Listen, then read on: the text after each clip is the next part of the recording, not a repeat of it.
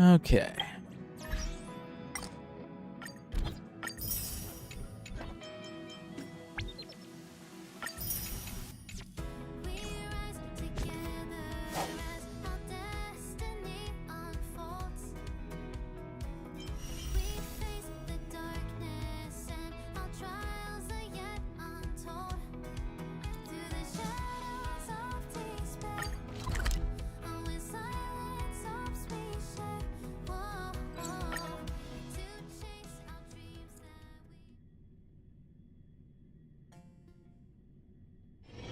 Let me stay here a little longer in this body.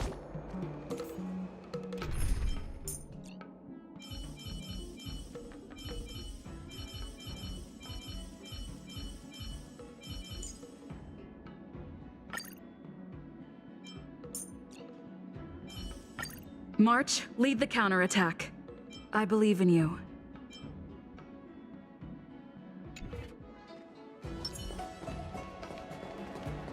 Okay, let's go ahead and we'll start Yun Li's companion mission. This place is so warm. Then the dragon. You say you like me, Where is it again?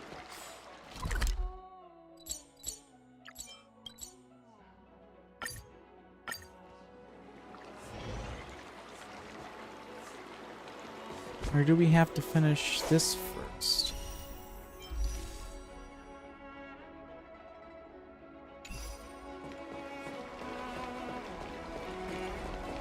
Or maybe you activate it from the practice time. Alright, let's go ahead. Let's do the character trial first. I just realized I haven't actually done that.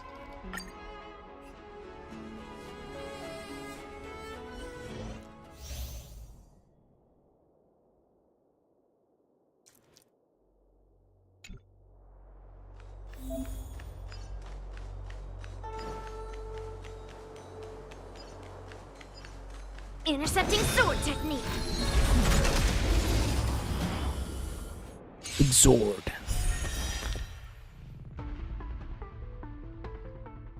Deals minor physical damage to a single enemy. Restores this unit's HP and deals minor physical damage.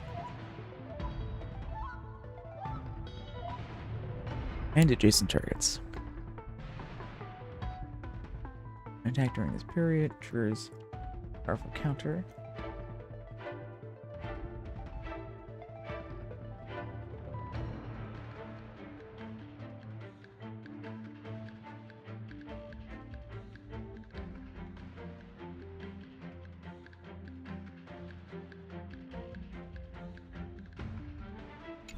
Cleave through clouds! We're in trouble now.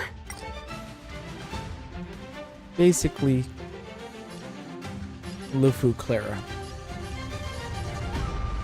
Evil has begun.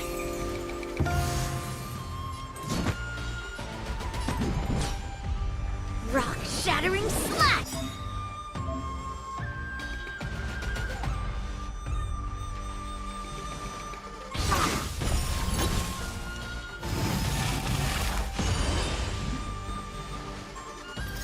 I'll melt it all down. Using her ultimate's a little more tactical than most other characters. Cloud, it cleaves a path! Huh!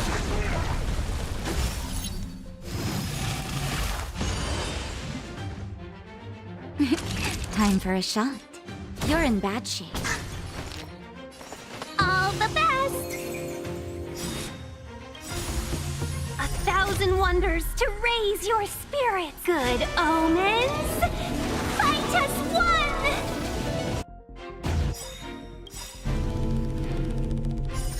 I'll melt you all down.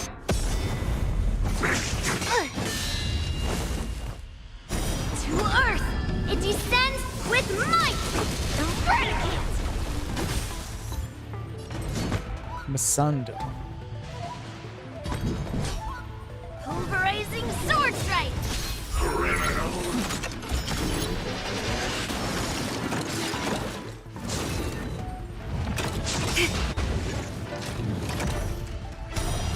Right on time. Can we talk? Evil's begun. Naughty children, don't listen. Nap time. I'll melt you all down.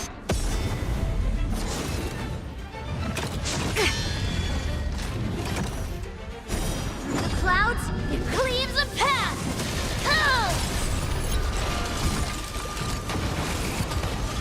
Brutal.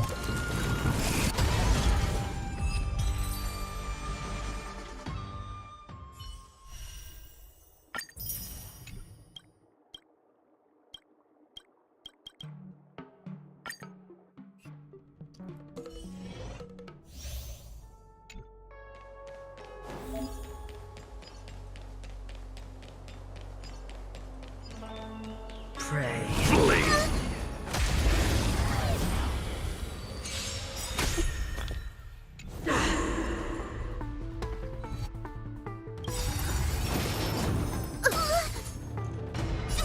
Don't come any closer!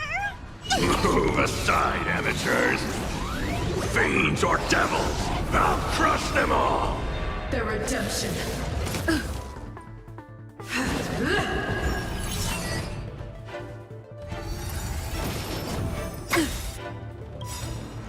Enemy data secured. Net markers activated. Time for good old counterattack. I don't think I can do this. You have me here. Somebody help me! Enemy targets detected.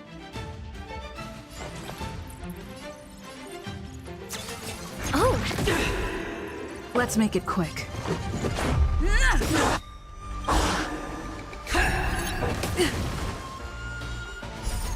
Rules are made to be broken. A while since I've used physical Trailblazer. Decisive strike!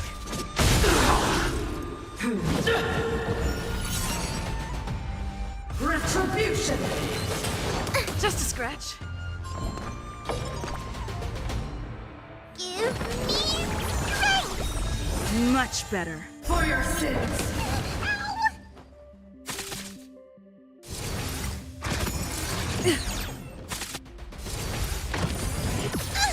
Commencing support.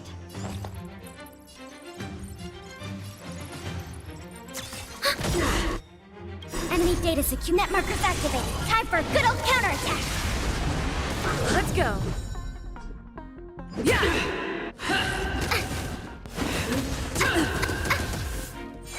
I'm scared. Stay put. Protect me. Thanks for the support. Don't get Fiends or devils, I'll crush them all.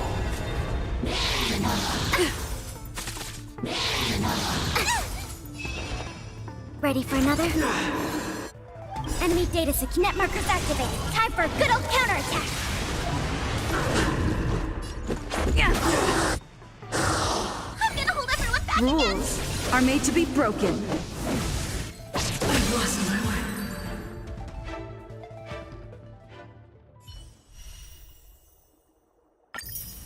way. Okay.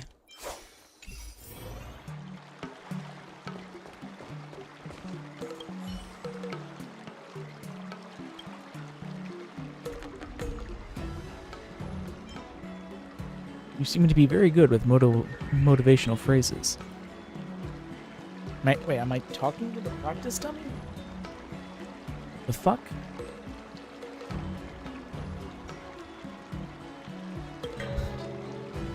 I'd like some motivation.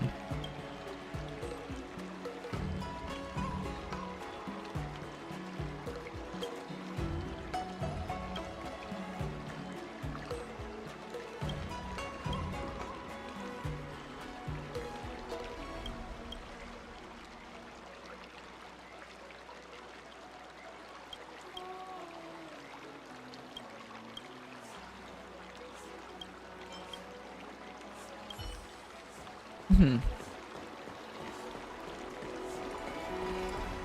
say you like me, and the dragon turns red.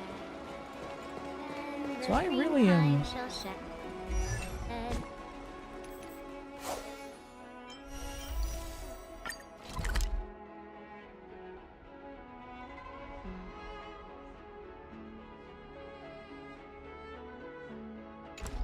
Huh.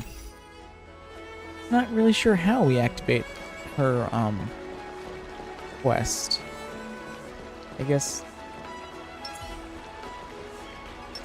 maybe we have to make some more progress on the event.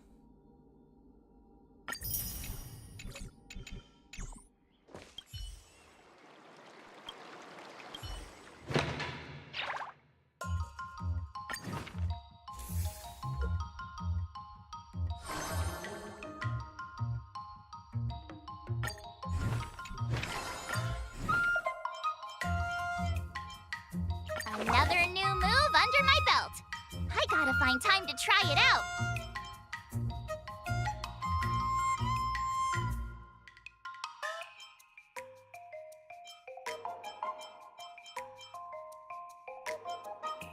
See, I need to work on strength.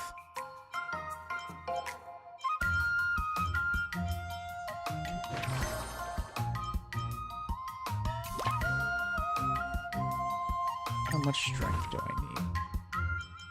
I'm gonna have to do math. More than 50. 70.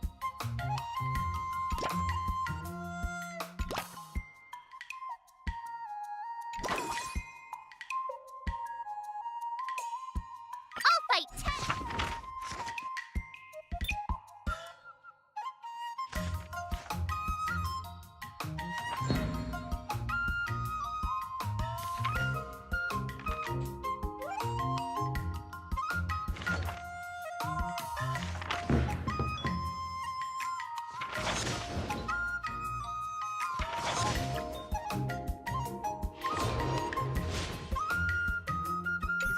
Wonder what I'll run into today. March 7th is frustrated about how to improve her swordblade, but then encountered a familiar figure. Oh, hey, hey ho ho.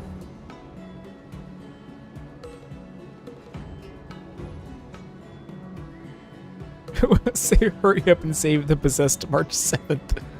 Still busy busting ghost lately.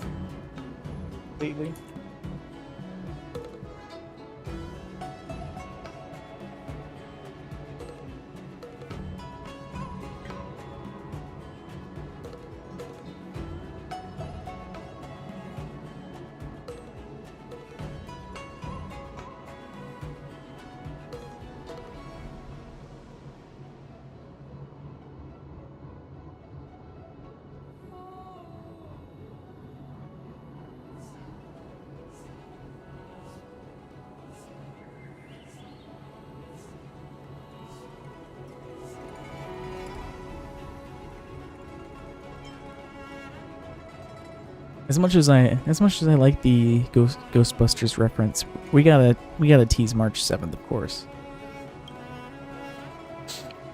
Ah, hang in there, Miss March. I'll get the talisman out right now. Don't worry, Hoo-Hoo. I'm not possessed. She's just pulling your leg. It's been a while. What are you doing here?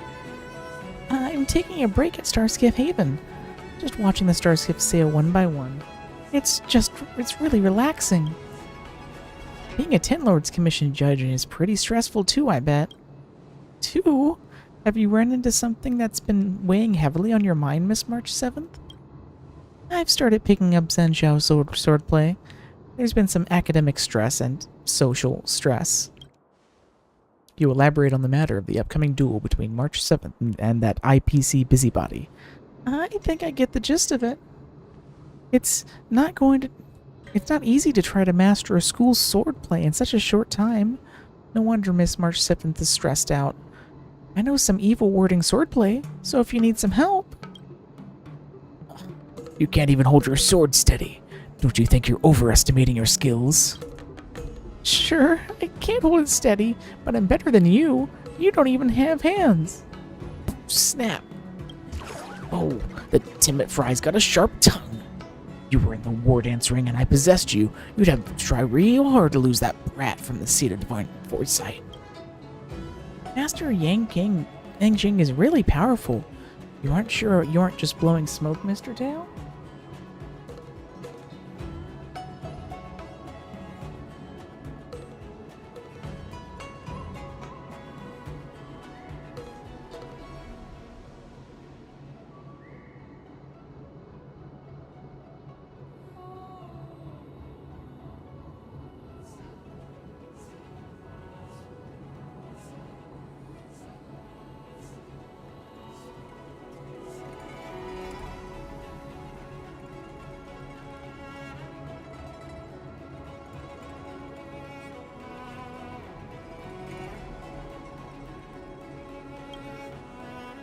As long as I possess some extraordinary caliber and absorb that person's memories and emotions, I can master the exact same technique. Isn't that the fastest way to do it if you want to learn that brat sword's play? No. I won't undo the seal. I guess your desire to help your friend is only worth this much, eh?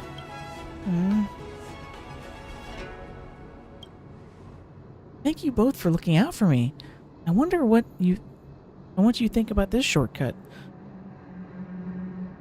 Time is tight. It's a good idea to borrow a save file. Save file? When you put it this way, it does sound like asking to borrow a hardcore player's save file. But once Mr. Tail leaves, I'd still be left empty-handed. You also think this is a bad idea, right, Miss March? And here I was trying to be nice. Even if you wanted it, I wouldn't help you now. Madam Hanya just sent over a zombie case. Looks like break time's over. We'll talk again, Miss March. See you later.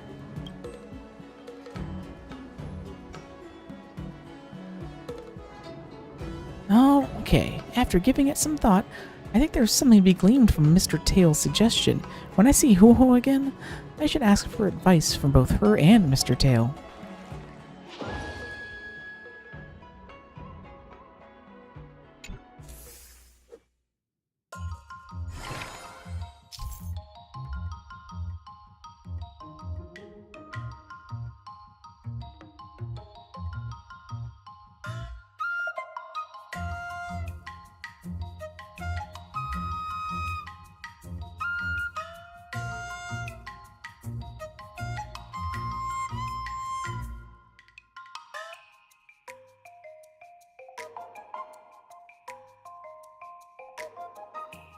During the sword training, March 7th can receive assistance from companions, enhancing the efficiency of her training and excursions. Starting today, I too will help Miss March with her sword training. Please choose the assist effect. Look, training or excursion activities that satisfy the assist effect will be highlighting. All swords and no play makes March a dull girl, you know.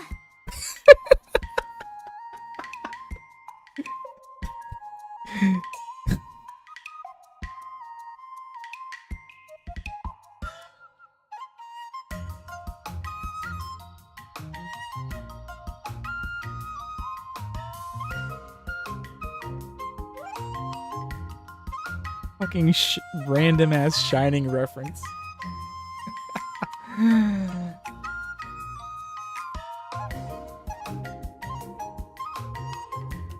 Ew. Actually, hold on.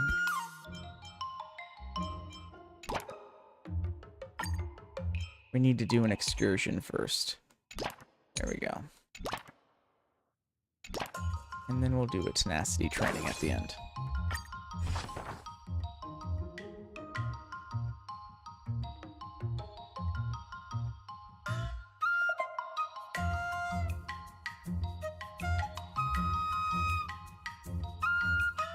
Huh?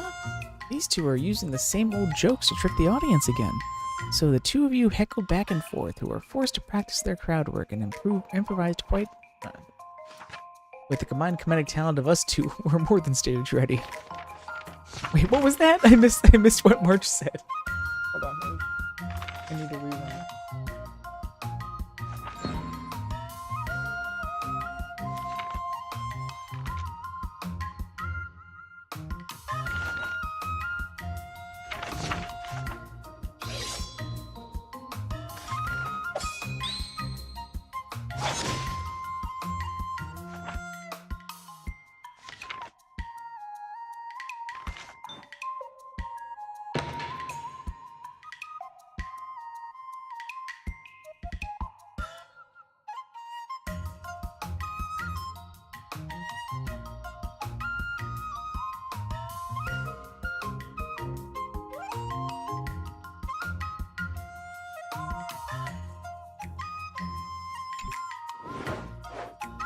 March 7th has invited Ho-Ha to patrol Pastoral Garden together. As they are walking, Ho-Ha suddenly disappears. March 7th decides to return to the Pavilion of Cessation immediately. At least there are spirit fairs there. The quieter the place, the more likely one will hear strange noises. March 7th perks up her ears intently. How should I go about this?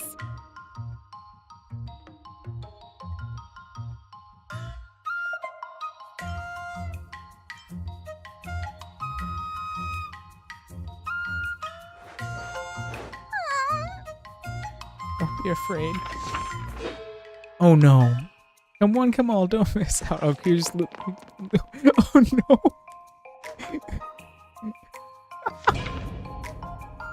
Fucking March. Can plastics really benefit training to masters? Your top concern should be me.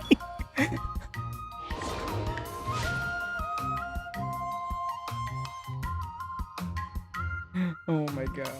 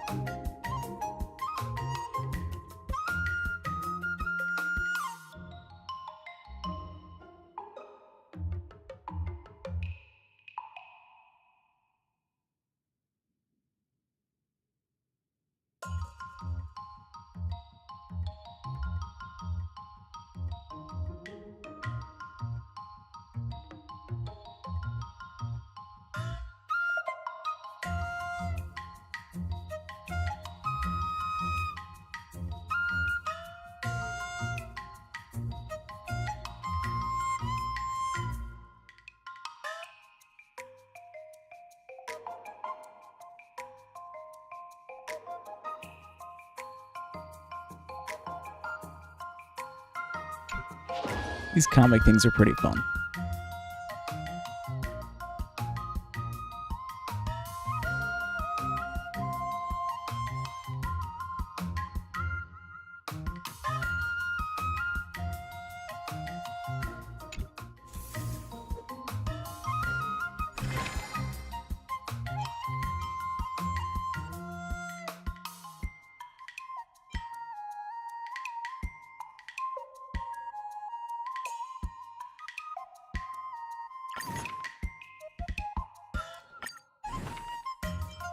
Another step closer to star-crazing glass greatsword.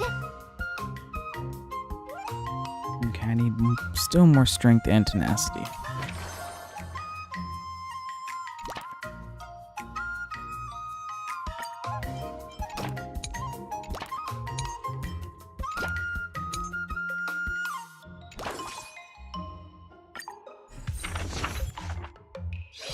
All sort of note play. You actually have an achievement for that.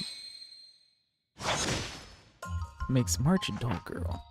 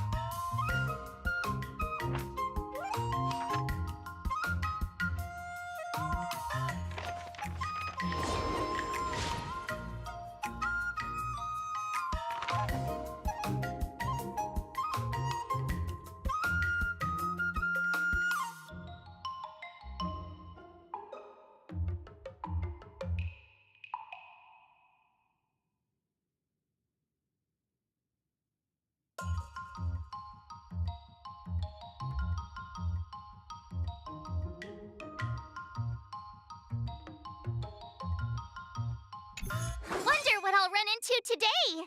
March 7th gave up on letting the heliobus absorb emotions in exchange for sword skills. Just then, Wahua was leaving because of a certain zombie related. It's Rain and March 7th too! Wahua, why do you look so dazed? We found 2 zombies near Fixtral Garden recently. Well, zombie might not be the right word.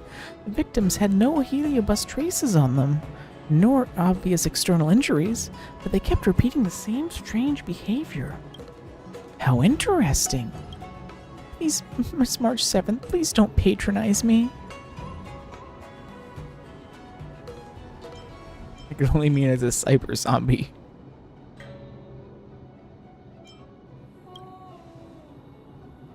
That's entirely possible, but have I ever acted so strangely? You run super fast. That's probably not that. This matter's probably not that simple.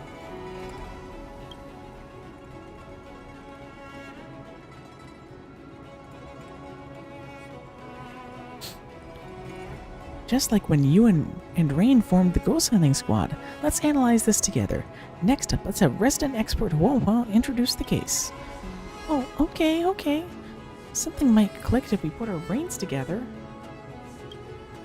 Not a lot of brains to go around here, though. The first victim is a war dance combat registrant. Their muscles were rigid when they were discovered, and their arms were stretched out in front of them. And they were muttering all sorts of exercise rhymes. The second victim was also a war dance combat registrant. He is a former Cloud Knight proficient at the spear. He was discovered practicing pole vaulting with his spear. The victims have something in common. They're both war dance contestants. It appears the culprit is expressly choosing war dance contestants as their target. March 7th, you're a participant too. So, I'll be the next target then? You should give the analysis a rest first and let us finish talking. Besides the fact they were participants, they also had a similar characteristic. They're both fools who went to Fixtral Garden to poke around after reading the messages on the Laflu's ghostly grove. These victims believed that the Fixtral Garden's vengeful gloom would temper their skills, and decided to train here before the matches started. In some attempt to harness the worldly energies absorbed here, people still believe this mumbo-jumbo in this day and age. Finally, these 2 were shooed home by the Tin Lords Commission Spiritfarer on duty, Uncle Jew. They started acting funny the following day. Mystery solved. Uncle Gio is the murderer. He's a member of our staff. I've seen a similar story in a Sanctuary Immersia. It's always the Immersius with March. Does this Uncle Gio have 2 disciples? And one of them got bitten by a zombie, and the other got charmed by a female ghost? Uncle Gio has no disciples. Oh, cut down your Immersia addiction and touch some grass.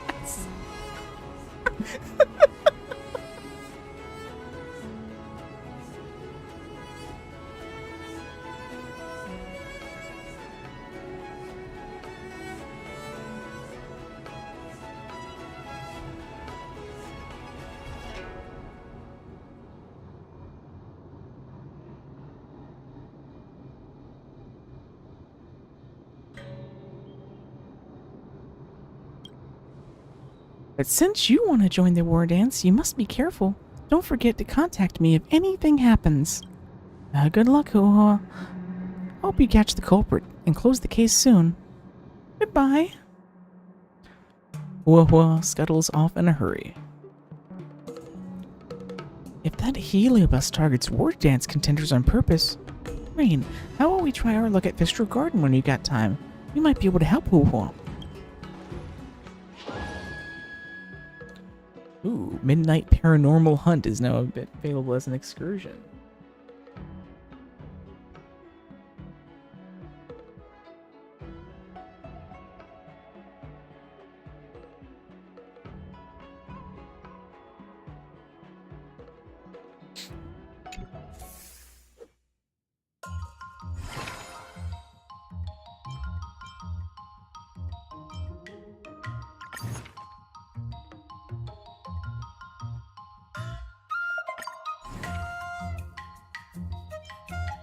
Need some more tenacity.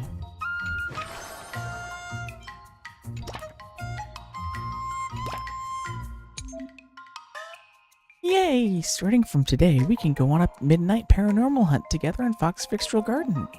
Midnight Paranormal Hunt not only restores our mood, but also increases strength and tenacity.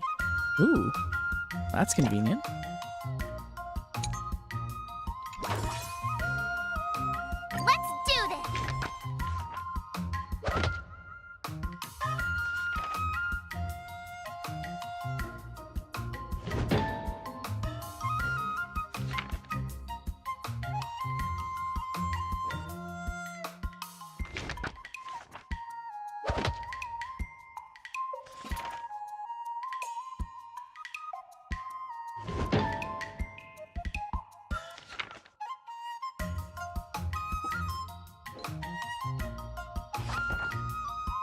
You introduce March 7th to the Heliobus, who calls himself the Chess Ghost, and intends to teach March how to play Pathfinder. Heliobus set up puzzles after puzzles, while March solved puzzles after puzzles. Before long, Chess Ghost fell into a state of depression. March, congratulations on your graduation. Only sword training was this easy.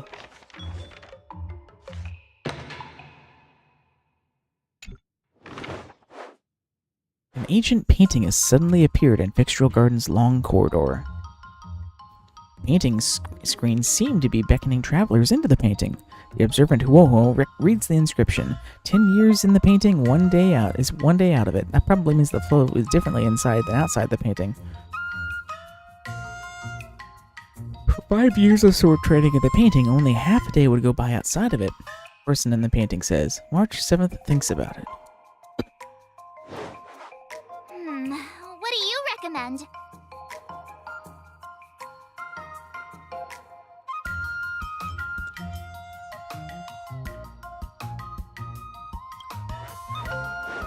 Okay. That's true, but it does sound a bit sad.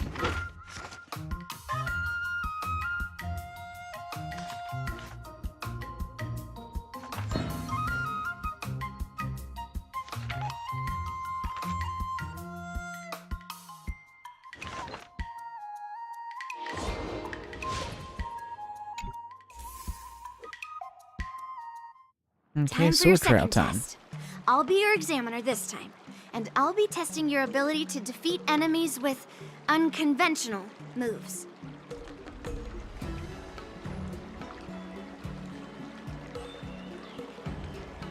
Grandpa always said that everything can be a sword, and that there are endless possibilities for learning swordplay in this vast world. If you want to defeat your opponent, you'll need your own secret move. Speaking of secret moves, I've prepared some flaming potent tea. Huh? Is that the flaming potent tea from Arumali? What could possibly go wrong? You got it! I saw this immersion where the hero drank the flaming potent Or she tea did. and started stumbling and shaking all over the place. But then he managed to defeat his father's murderer with his drunken swordplay. So your plan is to get drunk, March? Good example. Do you know how to do the drunken swordplay? No. I figured I could just learn it by drinking flaming God, potent March. tea. That's not how it works in real life, Miss March. You have any tricks up your other tricks up your sleeve, March? Absolutely. I've learned a lot from my adventures. I've heard you've traveled a lot, Miss March. I'm excited to see how you incorporate your experiences into your swordplay moves. Your opponent this time is similar to the IPC mechs. Unsheath your swords and give it everything you've got.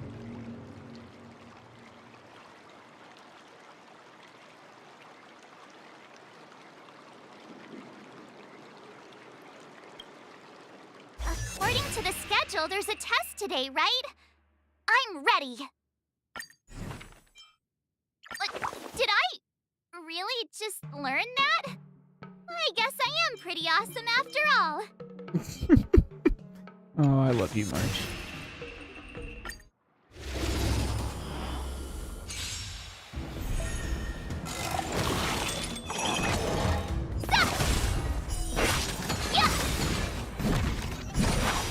Azure Dragon, White Tiger, less carbs, what's this? Commencing classification. Yeah! Oh, I get it! Criminal.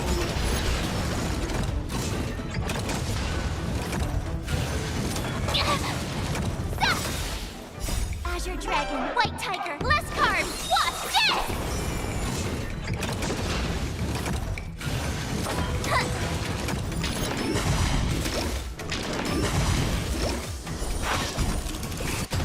Yeah! Lower your weapon.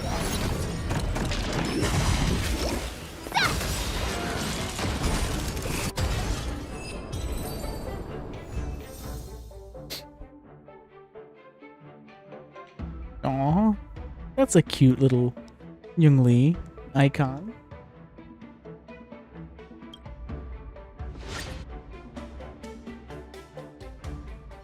Phew, that was tough. Those moves were pretty unconventional, but the way you've blended them into your swordplay was impressive. It's like you've developed your own unique style, Miss March. So, I thought you were just wasting your time traveling around with Yun Lee's encouragement, but it seems like it's paid off. Well, well. Looks like someone's finally seeing sense. Thank you both for your guidance. So, did I pass the test?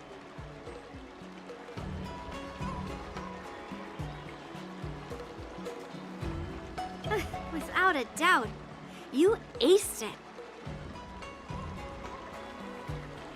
Awesome! Hey, Miss Teaching Assistant. Isn't it about time you showered me with praise? No. I'll save the praise for when you pass the next test. No saving allowed. Let's keep it relevant. This time's for now, next time's for later. No IOUs on praise.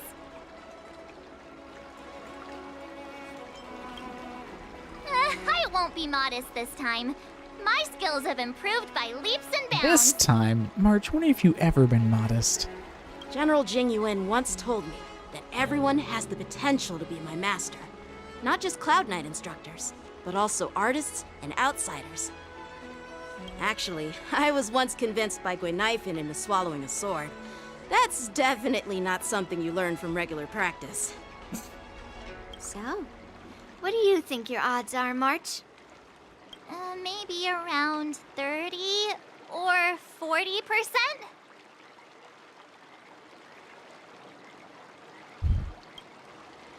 Well, I've gained a deeper understanding of swordplay, and I'm more aware of my own strengths now. By the way, in those Immersia stories, the sword masters always hide their true strength before a decisive battle.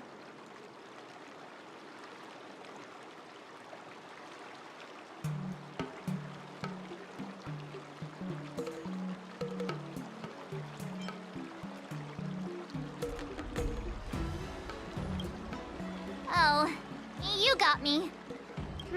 From the test, I can tell that you still need some time to master your swordplay.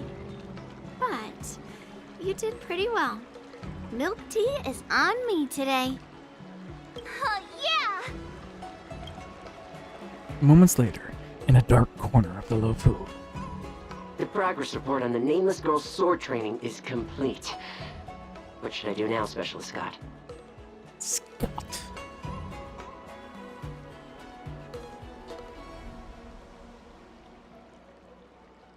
Huh? Are you being sarcastic or something? I mean, don't I have other important tasks to do? It feels like a bit of a waste of time to keep tabs on some random girl's swordplay training. A waste of time? No! This is about safeguarding the reputation of the IPC and the honor of the Amber Lord. Are you saying that March 7th can actually take down an Arumaton from the Artisanship Commission with a sword? Come on, an Arumaton is no match for our state-of-the-art mechs. Go and strengthen our mechs even further. I refuse to believe that little sliver of metal can actually challenge our cutting-edge technology. But the armor's already pretty thick. No, it's not enough. Reinforce it more. If I lose face, it's like losing Reinforce it face for the more. IPC and the Ember Lord. Can we afford to let that happen? Understood.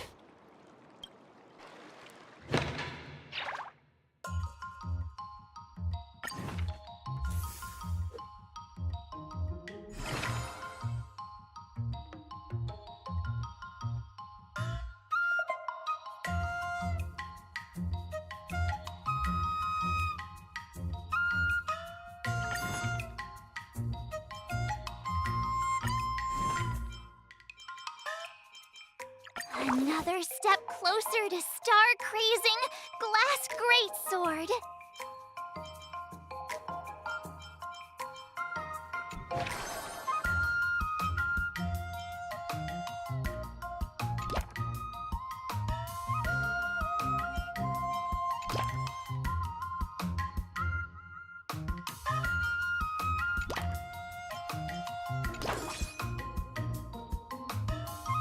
Let's do this!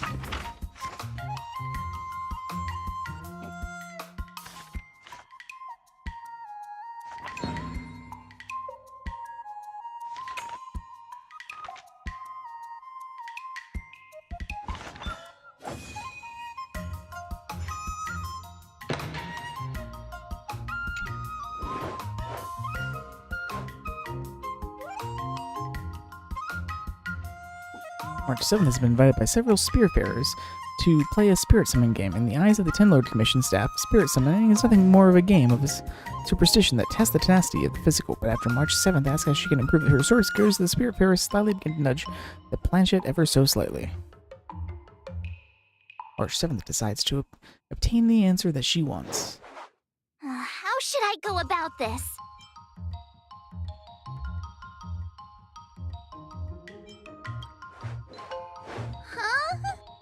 Huh? Whoa, is a dum-dum? Sweet. Clink, clink, boom, doom. What the... Oh my god, that art. Wow, I'm practically flying. We're zooming like this. I'm an idiot. Just what was I thinking? I'll save you when the green light comes on. Stop joking around, Master.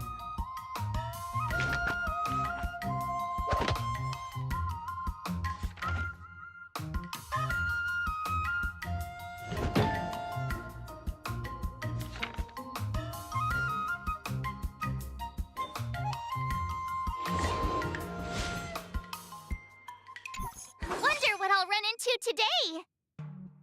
After helping Huohuo gather evidence relating to the zombie case, March 7 thinks that the culprit is hidden in the Fixtural Garden.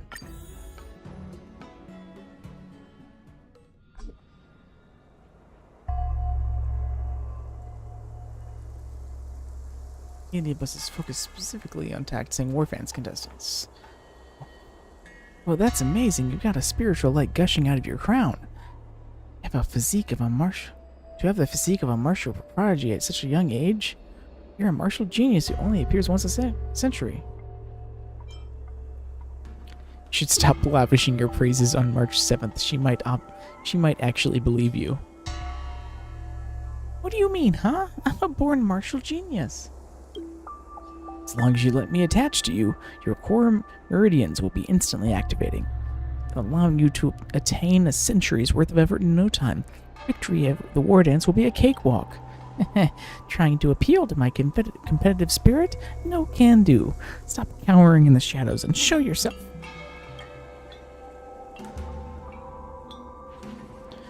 Fine, you got me. Honestly, I'm a master of all martial arts across all schools. Just let me touch your head, and I'll be able to impart all my skills to you in a blink of an eye. At what price? I don't suppose it's becoming a zombie and sputtering gibberish, is it? Forget it. I'm not learning any of that. Oh, you don't want to? I'm afraid it's not up to you. I give my lessons free of charge. You have no choice but to learn them. All March 7th can see before her is darkness. Countless martial arts, a myriad unarmed styles are all surging into her mind. Unfortunately, though, not a single move is related to swordplay. Ah! Fear not, Miss March. Here I come. I was almost too late. Oh, thank goodness you were here, Ho-Ho. Has that overly enthusiastic Heliobus been subdued? Yes, I've subdued that vagrant Heliobus in the Lunamembra Guard. Oh, I suddenly can't move my arms and legs. I'll apply a talisman on you, and then you'll need to have a good rest. Sometime later. I think I've gotten to the bottom of this zombie mystery. This Heliobus preyed on the competitive will of contenders to channel all its martial mantras into their minds.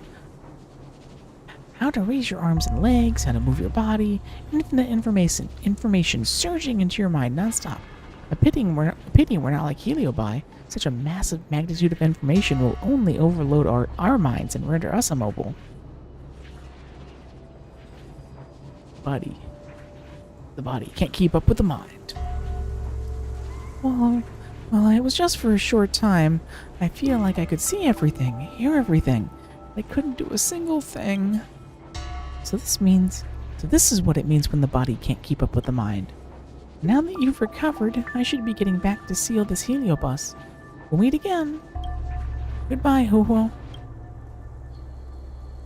Huohuo scuttles off in a hurry. I was thinking about spending some more time with Huohuo today, but she's got stuff to do. Let's chat again next time. It's draining being possessed by a Heliobus Rain. Let's go grab something tasty to eat.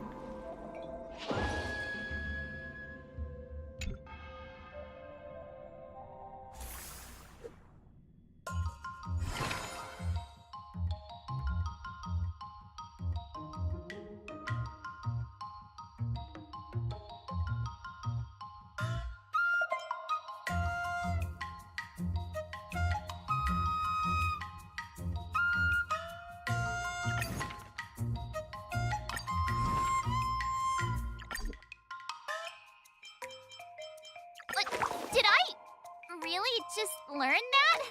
I guess I am pretty awesome after all.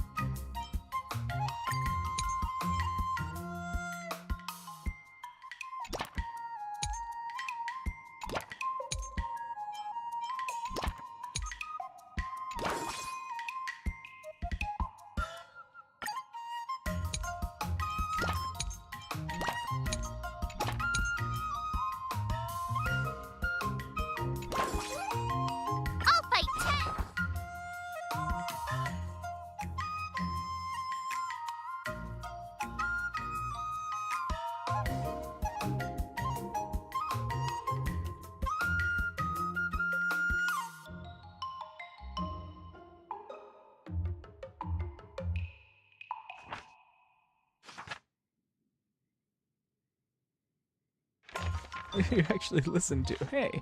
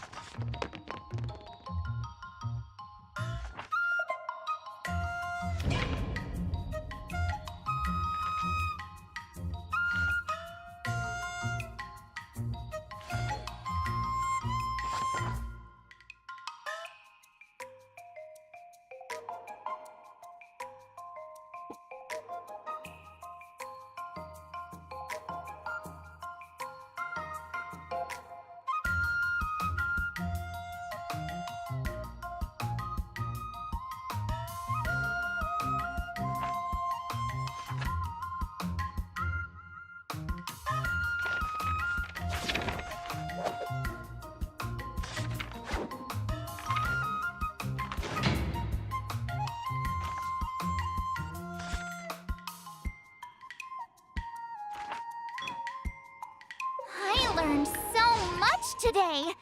Well done, me.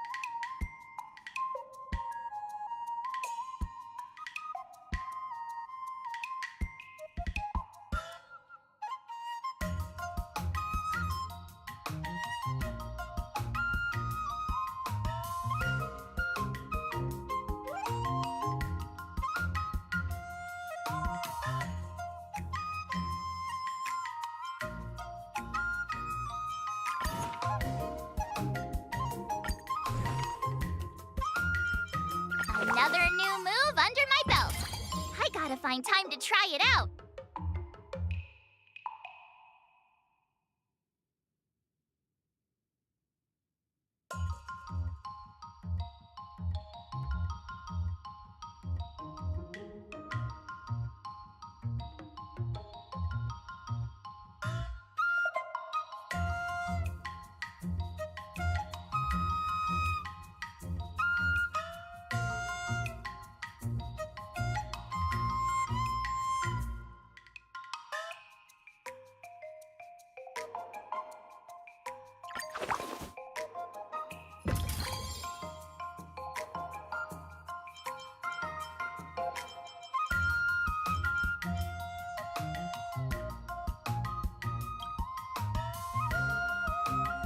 A lot more tenacity for this one.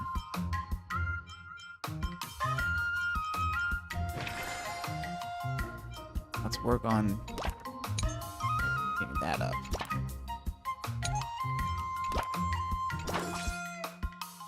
I'll fight tech.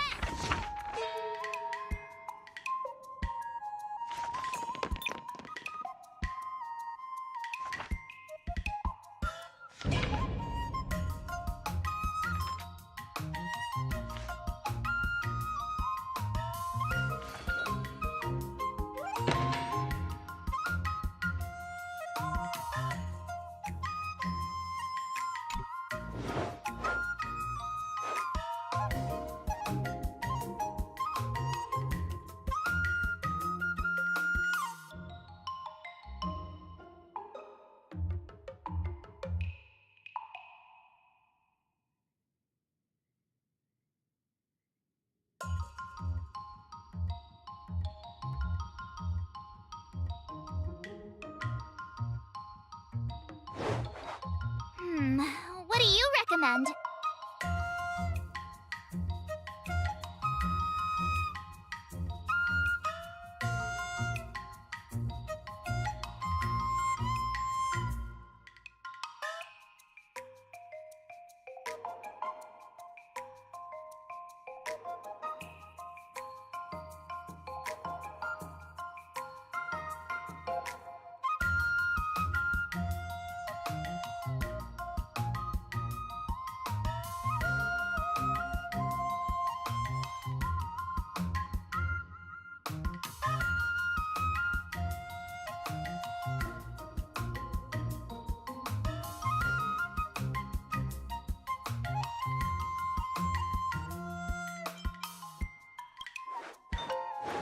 Okay.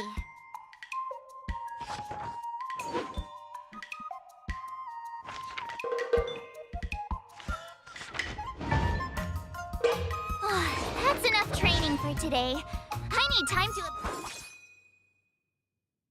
March 7th was possessed and paralyzed by a heliobus that liked to teach people. Thankfully, Ho-Ho arrived to save her.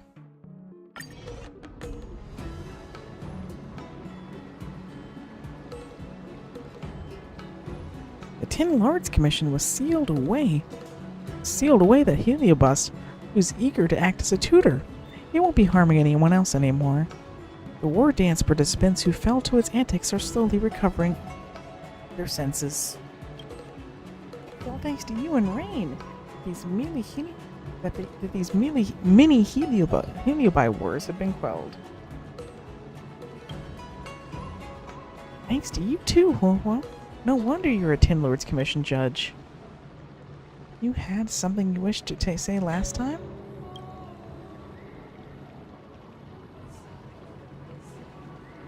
It was about when Mr. Tails said that the memories of swordplay practice could be channeled into me. I have to admit that I was at least a teeniest bit tempted. Just a tiny bit. My deal's pretty decent, huh? I wanted to have Mr. Tail help me out then, to at least learn a move or two. I was too embarrassed to admit it. No one can withstand the temptation of a shortcut. You also rejected industrial learning. Luckily, Ho-Ho was too busy to let you have your way. It'd be great if you could stop coming up with such fresh new terms. If I hadn't run into that heliobus, I wouldn't have understood the sheer distance between my knowledge and my master of swordplay. That's not a shortcut to learning swordplay at all. I very much agree with Miss March 7th on this. Although I've heard of much milder and safer methods that the Garden's messengers have, that can shove non-existent swordplay methods into your mind. In that case, would you still refuse? I might still have to decline. I think that I have to put my own thought into it and experience it myself to eventually turn into Master Yang King's sword and Master Yun Li's sword into March 7th's sword. You make a good point there, girly. If my journey was nothing more than a copy and paste process, I'd never be able to surpass the two masters. Sounds like you've had quite the epiphany. For me to be waxing philosophical pearls of wisdom, that should mean I've attained new heights with my swordplay, am I right? Spouting passages from a self-help book makes you all enlightened now? You think you're all that? You should be training even harder on your swordplay. I've got a block of free time after attending to this matter. Miss March 7th, if you still need help taking on Scott, come see me anytime. Mr. Tail and I will definitely help you out. Sure. Thanks, Mr. Tail.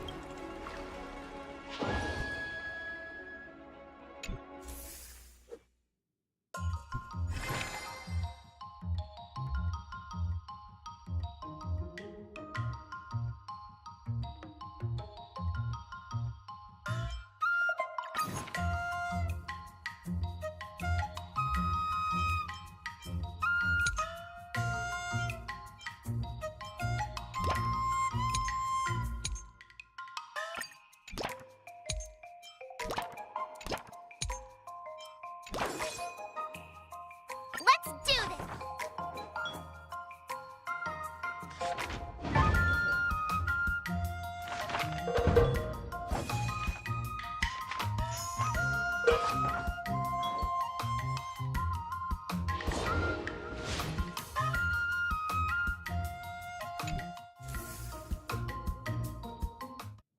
Before we start the test, there's something I need to tell you, Miss March. I've received a challenge letter from Scott. Scott. He's made thorough preparations, contacting the Realm Keeping Commission and getting approval for a martial arts exchange event. He even chose Arumali as the venue. Seems like he has some connections there. However, according to the rules, the person receiving the challenge letter has the right to decline the challenge. Declining would be like admitting defeat. Of course I'll accept it.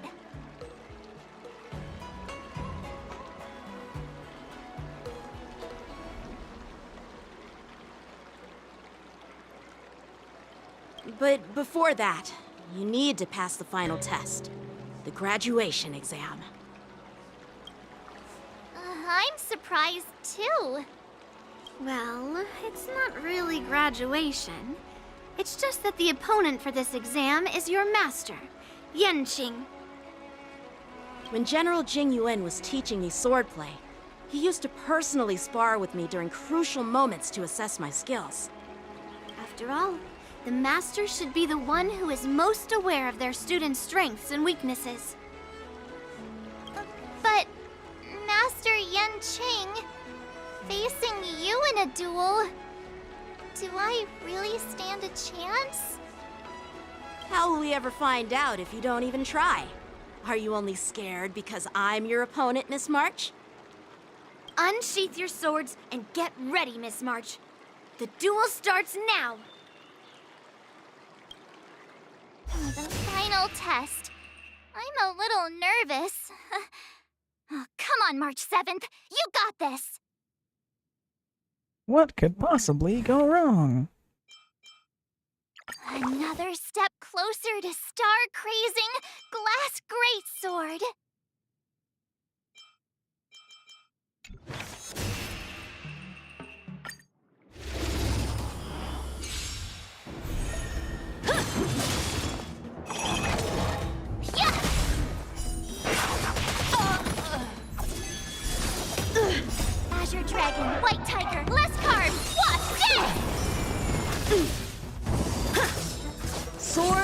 me.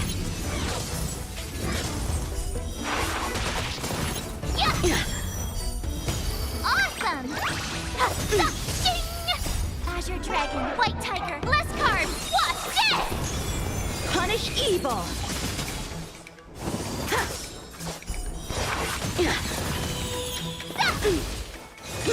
You're all in on it.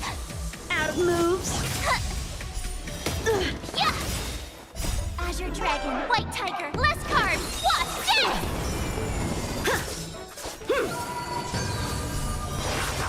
Oh, I get it! I failed. Yanqing fails yet again.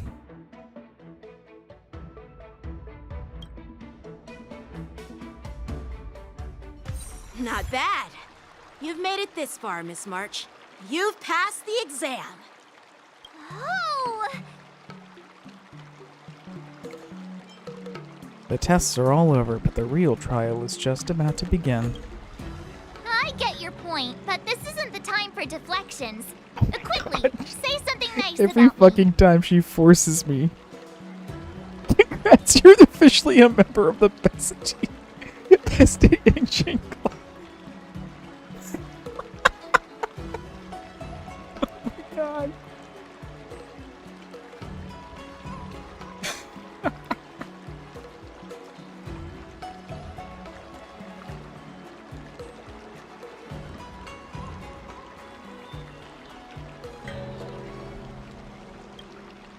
Actually, I didn't defeat Master Yanqing. Sure you did. With your swordplay skills, you can effortlessly take down IPC mechs, March. Yeah, I'm pretty confident too. But looking back, haven't you learned something more important than just swordplay? Perhaps the most important thing we learned were the friends along the way. Yeah, I've not only learned swordplay from masters, but I've also met a bunch of people and gained a lot of insights from my experiences. Those experiences will nourish your sword skills. It's just like Master Yunli said. Everything can be a sword. And there are endless possibilities for learning swordplay in the vast What? world. Everything can be a sword. Yep, anything can be a sword as long as you try hard enough. That actually makes sense. Now, I'd love to hear your suggestions on how to defeat Scott.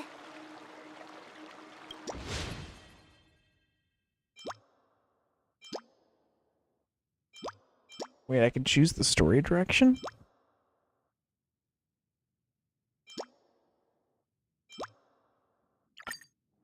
Let's do it! I already have an idea! I remember Yanqing once said, there are many ways to defeat villains. But if you want to become a true hero, you have to focus on self-improvement. Do you feel any closer to becoming the great hero you've always dreamed of? Oh, yes, absolutely! The great hero within me is definitely up to the task.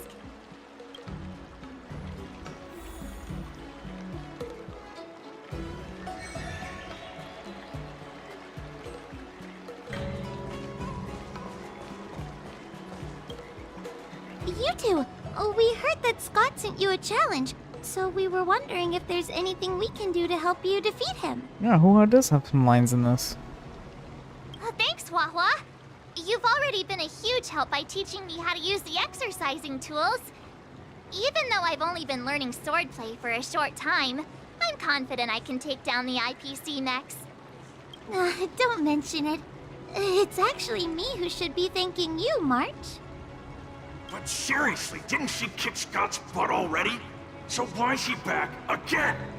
Don't humans ever learn from their mistakes?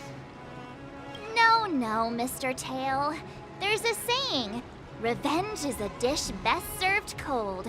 But Scott hardly has any patience. He couldn't resist the temptation to get back at us. Still, if that's how I beat him, it'd be a little less satisfying. Giving Scott a good beating isn't satisfying enough for you? I can't quite put my finger on it. but it just wouldn't be satisfying enough.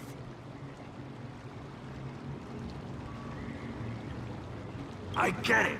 Some people never learn, no matter how many times you knock them down. They'll never admit defeat or learn anything. So, how do we get him to admit defeat?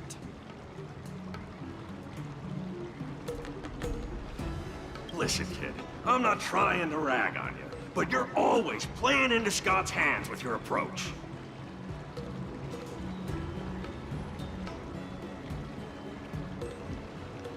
He set up these rules for a fight between his mechs and your sword, and you agreed. Then he laid out what to do if you win or lose, and you agreed again. It's basically just another one of Scott's organized sports events, and it's not even fun if you win.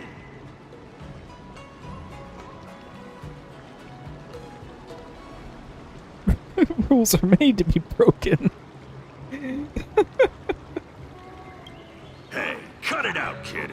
Just leave the cool catchphrases Leave to the me. cool catchphrases to me. I'm a heliobus, and I've got a few tricks up my sleeve. Just remove my seal.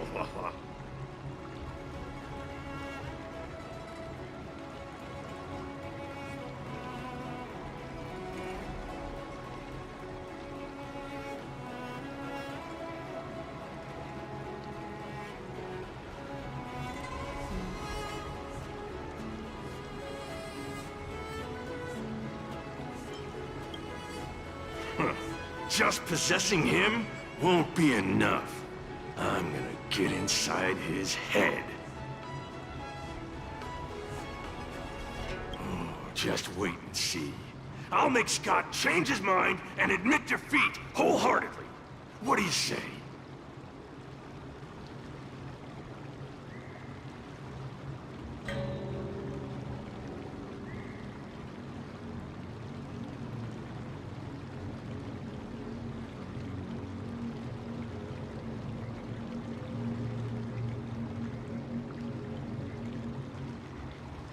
Oh, you're awesome, Mr. Tail!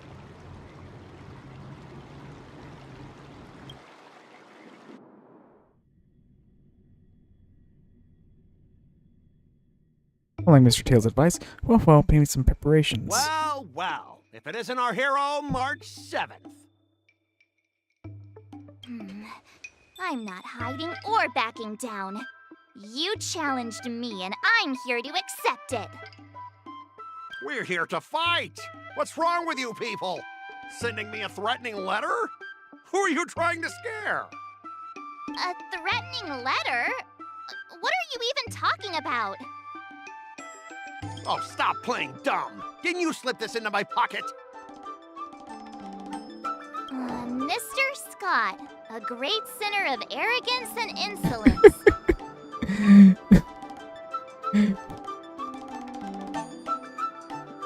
Oh no.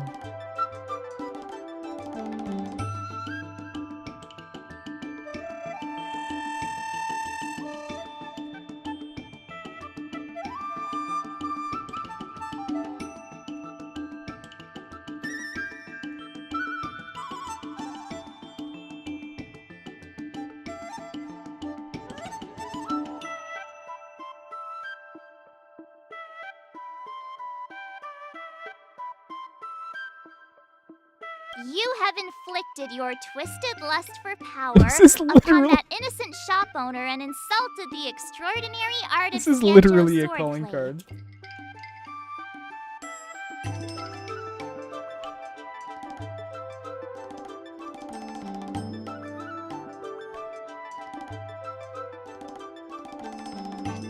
We have decided to make you confess all your crimes in person.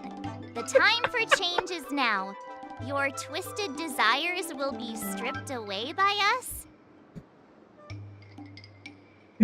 Literally a Persona 5 reference. Oh my god. The writing is terrible. I wouldn't have understood it if you hadn't just read it to me. What the heck did you just say? Hey, who said that? No one said anything. You must have imagined it. Well, enough for chit-chat. March 7th, I'm going to make you bark!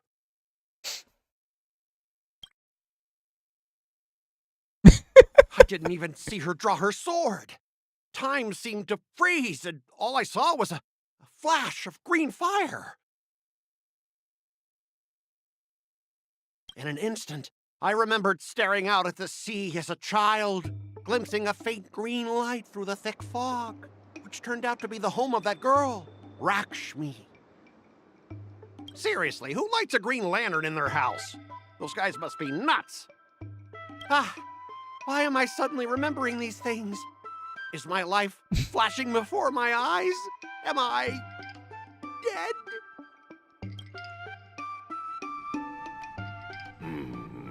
Looks like this is Scott's mind. I'd better find where his most twisted desires are lurking. Ooh. Playing his tail. Interesting.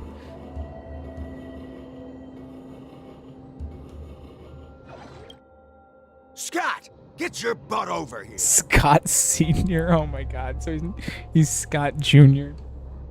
Oh, this guy looks just like his old man. Humans spend decades trying to heal their childhood traumas, and Scott might be no different.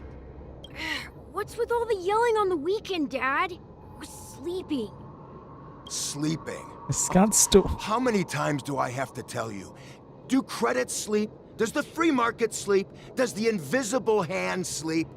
Forget it, we'll discuss this later. Also, is Child Scott still wearing the fucking sunglasses? Pafana's parents came by earlier.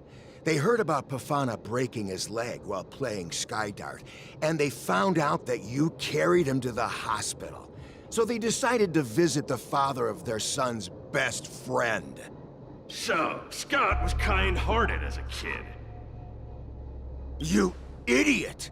Aren't you and Pafana competing for the captain position on the Skydart team? Why are you befriending your own rival? And you even carried him to the hospital? You're such a caring guy, aren't you? No, Game, you're not making me feel bad for Scott. All my homies hate Scott. Lyndon Scott, how many times have I told you that our Scott family crest is the lone wolf? Scott and our family motto is no enemies, no friends, only prey. Would you carry your prey to the hospital? Well, little Scott was pretty unfortunate to be born into such a family. But, Dad, I broke his leg on purpose. If I hadn't taken him to the hospital, others would have suspected me. Wait, what? So that's how it is. Oh, Good, we don't have to feel bad for Scott. I'm so sorry, Scott. Look, Scott. I shouldn't have scolded you. I apologize. It's okay, Dad, because you're the best.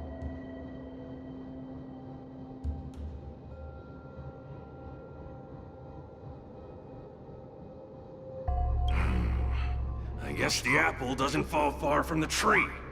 It seems his most twisted desires aren't here.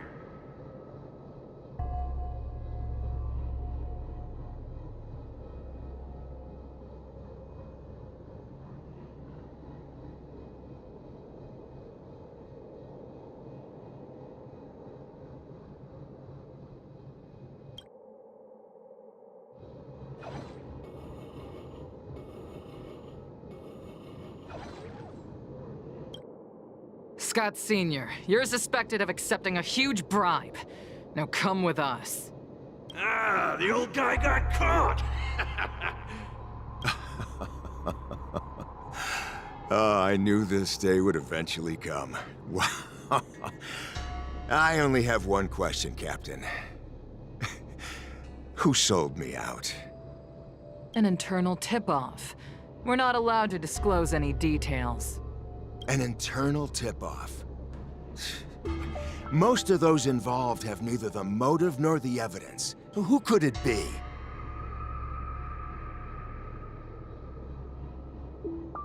It was me, Dad.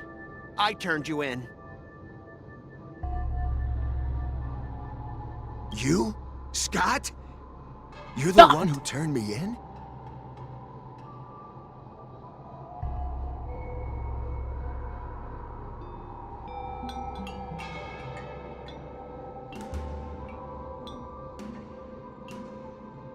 Oh, man! This guy is heartless! The old guy looks like he's about to cry!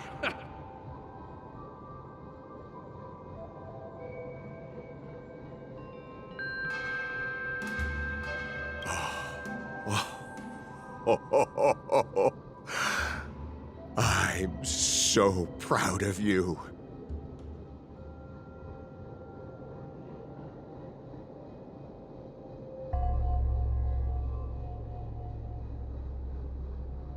Proud?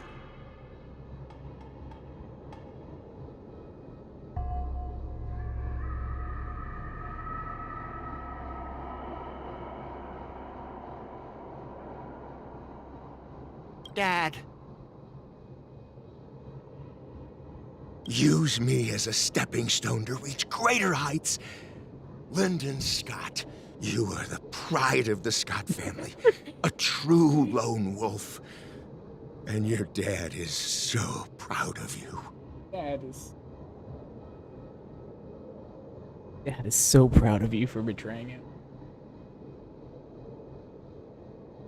I'll do as you've taught me, Father. Jeez, this guy is simply hopeless. His most twisted desires aren't here at all.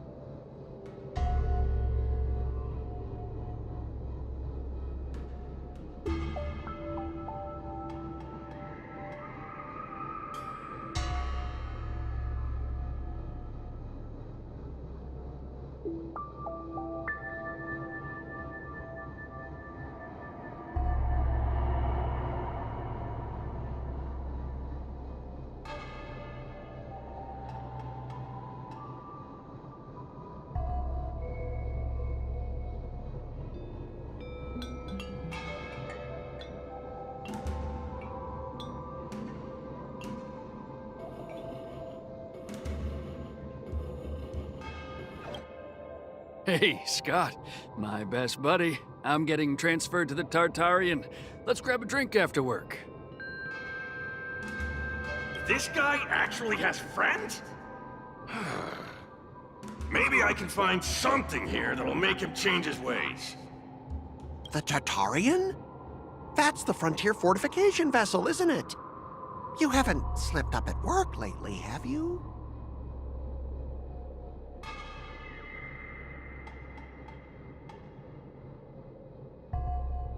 Ha ha ha! So it was you who meddled and got me transferred, right? No one else on our team has the skill to pull something like this off. Come on! Why am I not surprised at all? It couldn't be helped.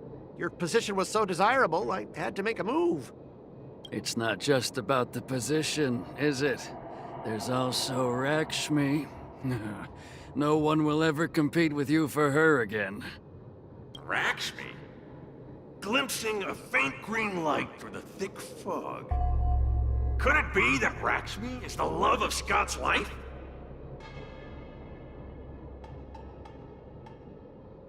Please, promise me that you'll treat her well. Of course, Ashavat. Go to the Tartarian without worries. I'll take care of her while you're away.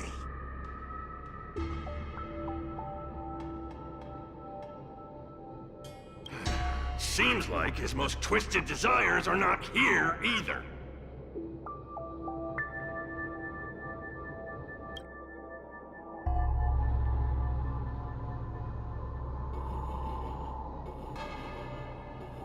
Is she an How Inteleron? long have we known each other, Scott? I guess so. Around 7 or 8 years. Why?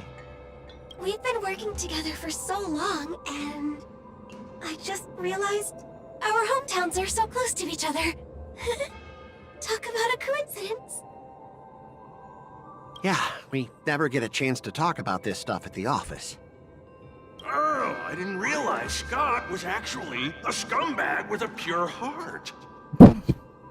All these years, there's something I've been keeping to myself. Too afraid to tell you. You like me, don't you? Why are you being so blunt? Oh, well done, Scott. I like your straightforward style. Yeah. I want to be your girlfriend, Scott. Gotcha, Scott. Ooh, I found your weakness. Gotcha! Gotcha off guard! Wait, what? I recorded everything! You know office romances are strictly forbidden in our department. Once I make this recording public, you'll never be able to compete with me for the specialist position. Wow.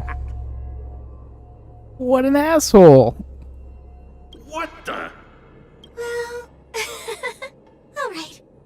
That's exactly what I love about you, Scott. What the heck? Tails like, what the fuck am I watching? I'll step aside for you. But when the day comes that I surpass you in the same manner, I hope you'll acknowledge my intentions. Thanks, but no thanks. I'm a lone wolf, remember? Oh, he's such a jerk!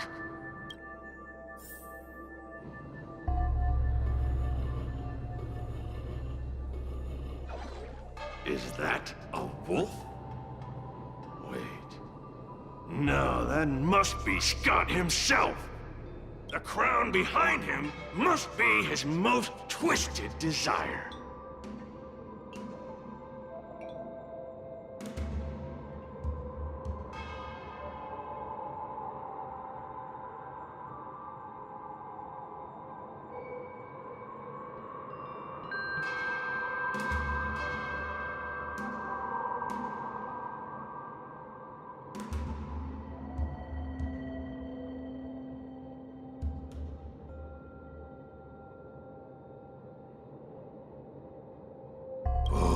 Finally, I found the depths of your hopeless soul. I'll strip away your twisted desires. Who are you? This is my place. How did you get in here? I can come and go as I please. Do I need your permission? Let me tell you something. In your quest to reach the top, you've trampled over everything that's decent. It's all about success. I'm the pride of the Scott family, a certified lone wolf. I'll do whatever it takes to reach the pinnacle of life. But are you truly happy? You've sacrificed your family, your friends, and your love. All for those meaningless credits. Ask yourself, are you truly happy? Am I happy? Am I truly happy? Oh, I'm so happy! I'm ecstatic! You couldn't even begin to imagine how happy I am! Sacrificing my emotions? Ha! What a joke! What good do my emotions do me? Can they turn into a delicious meal or a glass of wine? Can they pilot a starship? Or buy me a mansion? Oh, Scott, I can't wait to make you bark again. So, answer me this. Do you think anyone would pay credits for my emotions? No way! But I can trade my credits for emotions. With enough credits, I can make anyone my friend. This man is truly hopeless. Maybe I need to try a different approach this time. But I'm not about to spend my hard-earned credits on something as pointless as emotions. I'm a lone wolf. A lone wolf from the Scott family, with no enemies or friends. Only prey! Bring it on, Scott the Lone Wolf. I'll show you what I'm made of.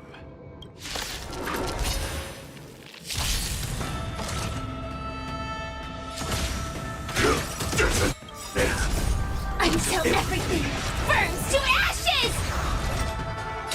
Live to fight! Fight to live! I could take 10 of you!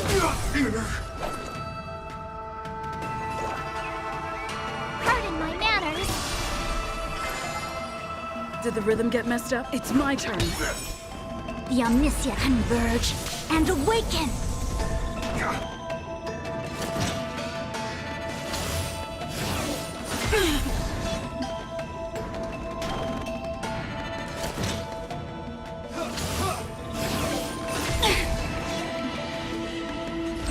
This I shall set the seas ablaze!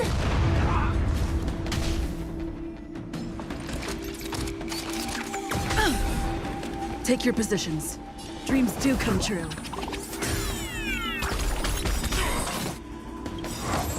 The mood is set just right. Let the show begin!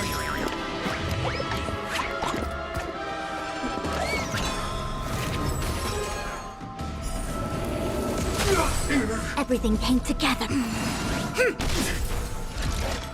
Live to fight! Fight to live!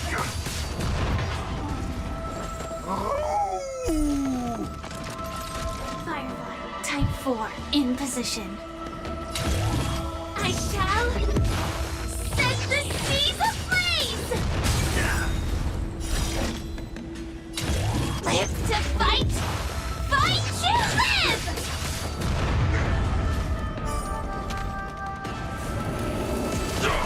Get wrecked, Scott. Specialist Scott! Specialist Scott! What's the matter? Oh. Specialist Scott, March 7th swung her sword, and something green entered your body. Then you froze and started muttering something. Are you okay? Hey! March 7th! What did you do to Specialist Scott? Me? I didn't do anything. Seriously. Mr. Tail, what did you do to Scott?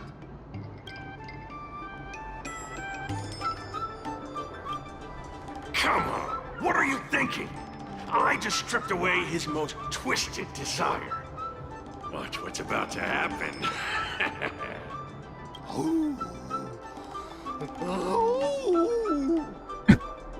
Oh, Scott seems weird.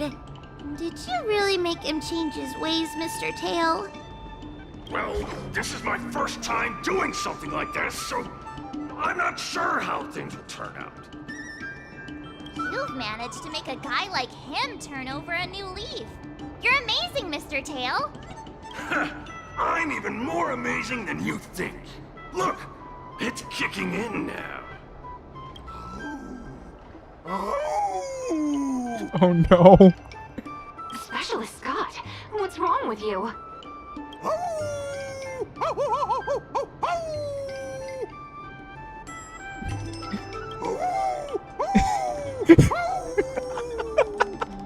Specialist Scott, snap out of it! What have you done to him, Mr. Tail? I removed his twisted desires, and now he's genuinely trying to become a lone wolf. You're incredible. Of course I am. I've stolen his twisted heart.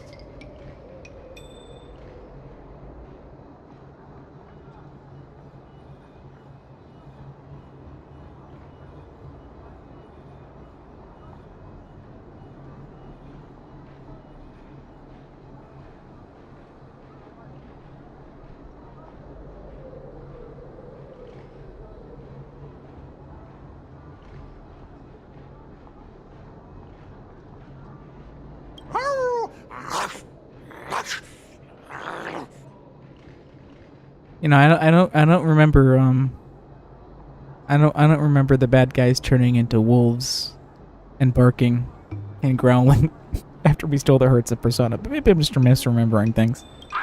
Don't fight me, Specialist Scott!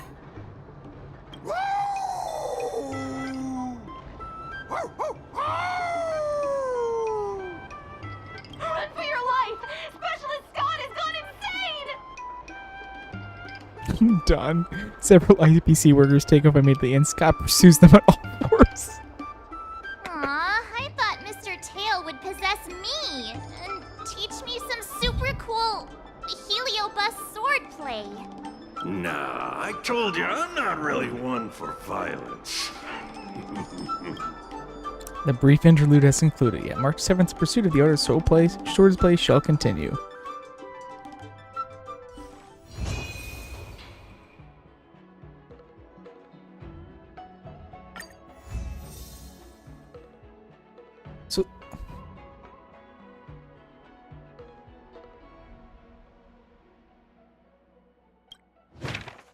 So there's multiple endings. Oh.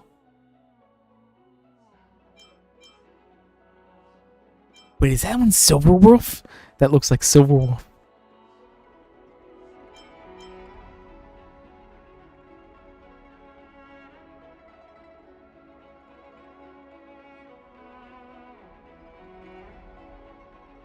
Yeah, that one's March. That's Silverwolf. That's one of the new Fox characters. That is that QQ? Oh, and you get Jade for each of them. And it's like a little it's like a little book cover.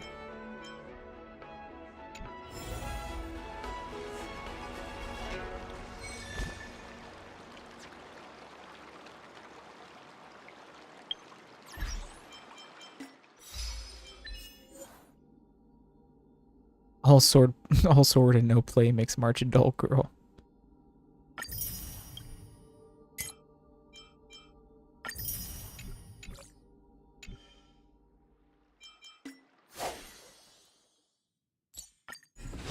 Ooh. You get an Eidolon for every ending. So I get March's first one here. Or not for every ending, but every 2 endings it looks like. My sword stirs starlight.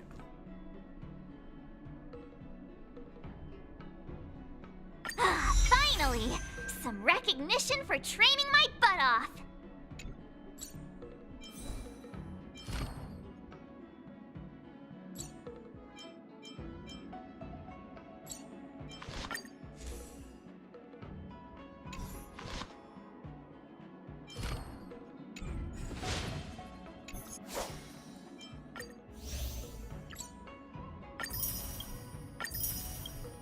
Ah, yes, give me that precious jade. Refresh my coffers.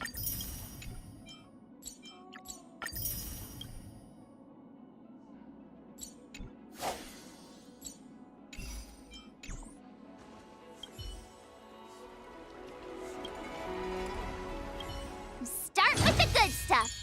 Compliments make me better, so remember to say lots of nice things.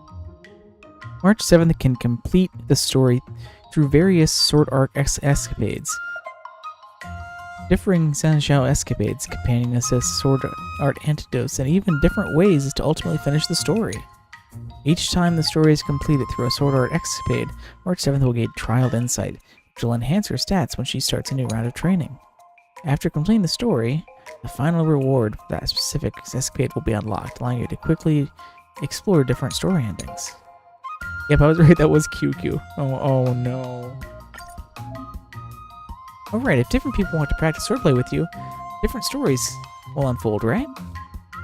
I was just wondering if there's a chance to have adventures. Oh gosh, so you have Spiritus Ex Machina. Oh my god, this is great.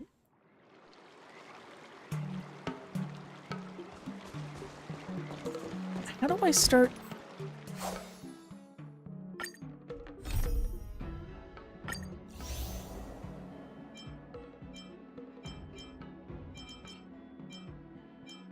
Ah, okay, so this gets added here.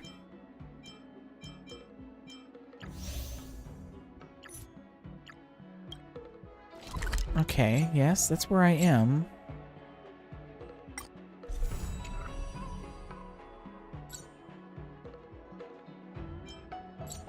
So how do I start this?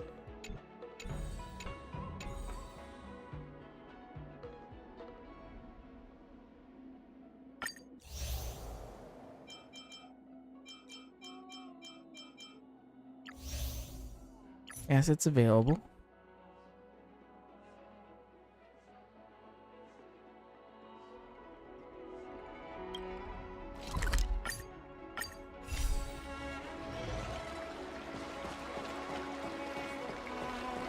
Not. Do I have to, like, deselect? Do I have to deselect this mission? Stop navigation? Okay, that's what it was. That was preventing me from starting this. Okay, Ever there we since go. March started learning swordplay from Yan Cheng and Yin Li, her voice has been absent on the Express. I wonder how well she's progressing. Where has she been these days? New message from Yun Li. Oh my god.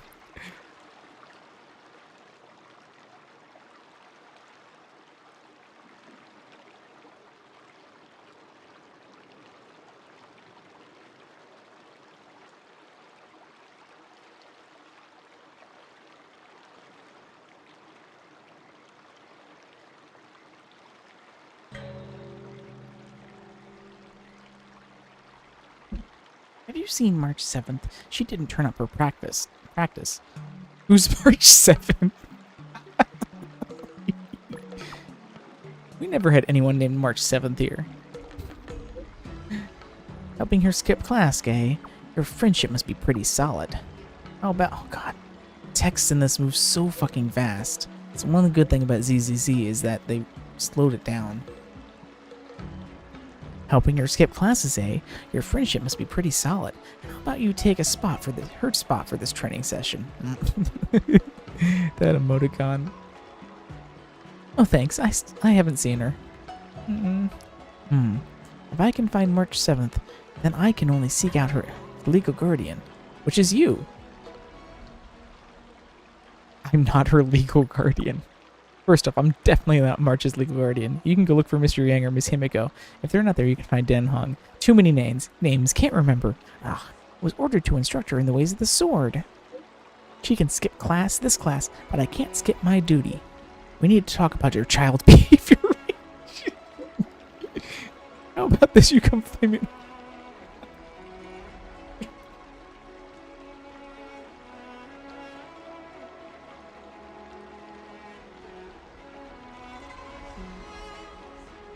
We need to talk about your child's behavior.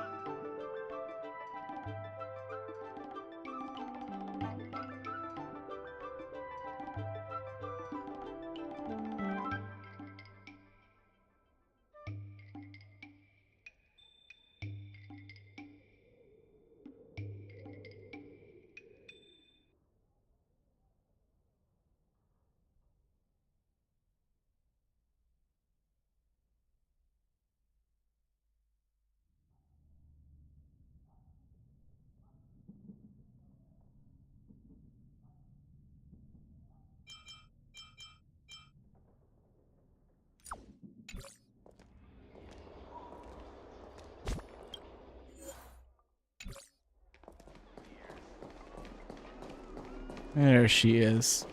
Oh! I got your here too. Look. Where?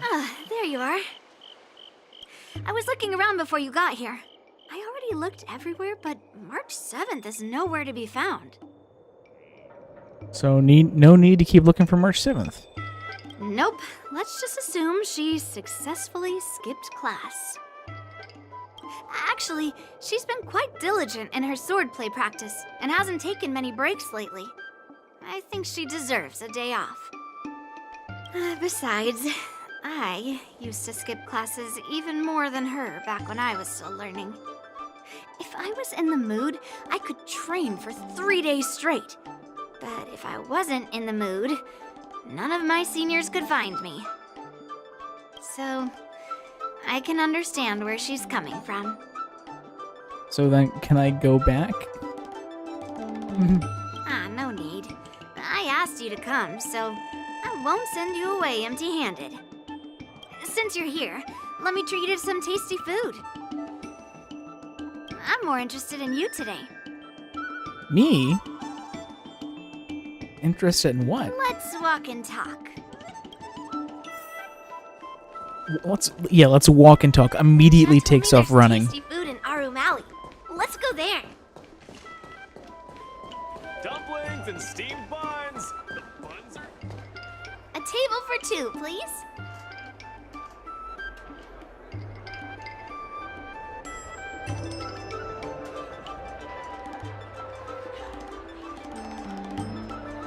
All right, come on in. What would you like? Well, we'll have one of everything on the menu. Yeah, I'm not paying, right?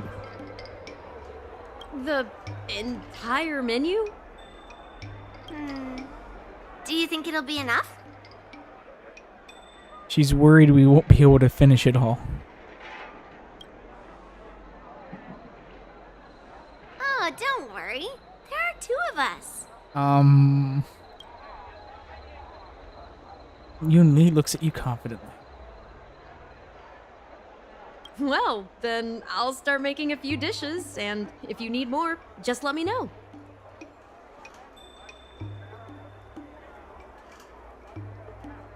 Thank you.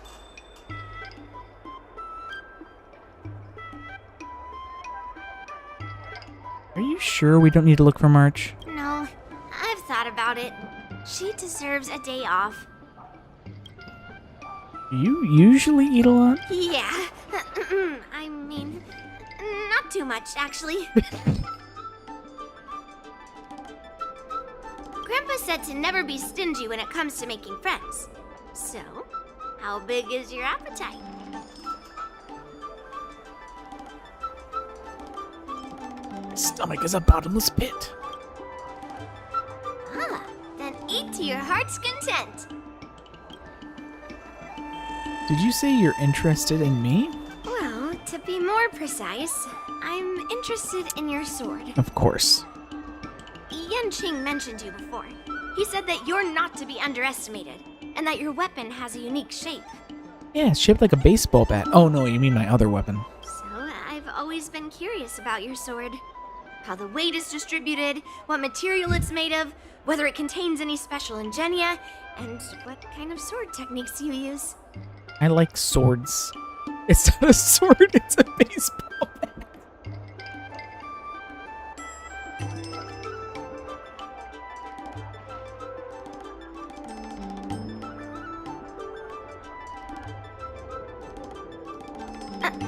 Seriously? A bat? Are you disappointed? Just the opposite. This is fascinating. You place your beloved bat, your most trusted companion, perhaps second only to the likes of March 7th, Dan Hung, Welt, Himiko, and Bonbon, before Yoon Lee's case. So, it really is a baseball bat. Grandpa said that a sword doesn't have to be constrained by its shape, so, in a sense, your bat is a sword too. He also said that a weapon mimics its master, so your bat actually reflects your habits and nature, you know? Let me guess. You're someone who doesn't follow the rules. How did you know? Enjoys improvising, and can handle yourself well against tough foes. Rules are Am I meant to be right? broken. Have you been secretly filming me? Oh, you're mistaking I always follow the rules. That's a lie. Amazing, right? And I bet you always say something silly like, rules are made to be broken. I've come across so many sword wielders who acted all righteous and moral, but were really just liars. Their swords always told the truth, though. They told me that their wielders were just a bunch of frauds who relied on their divine weapons for everything. I've hunted down hundreds of swords like this so far, and every single one of them has been melted down. Please don't melt my bat. Wait, you take people's swords by force and melt them down? Yes, but only for those who cross the line. Melting their swords is my way of protecting those weapons. But just looking at a sword is not enough. Grandpa always says, words and expressions can be deceiving, but in a fight to the death, a sword's movements never lie. The war dance is just around the corner. You'll be participating, right?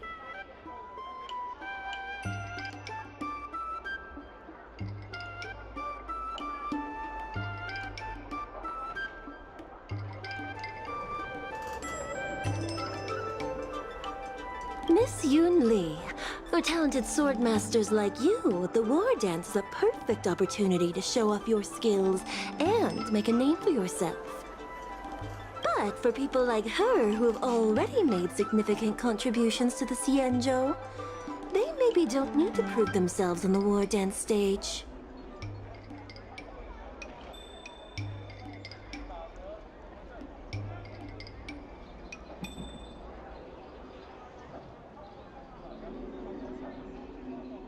It has been a while, Miss Nameless.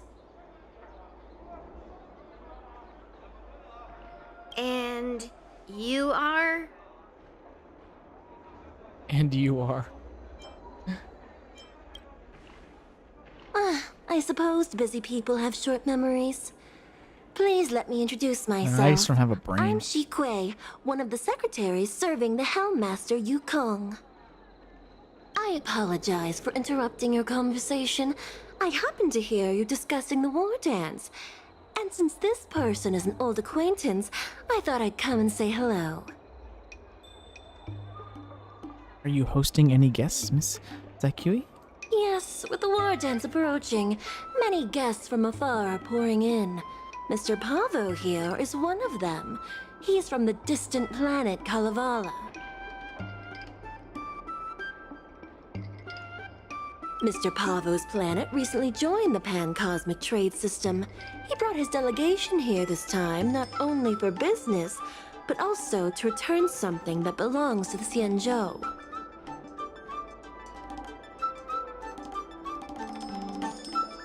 Miss Shi Kui, the word gift is perhaps more fitting than return.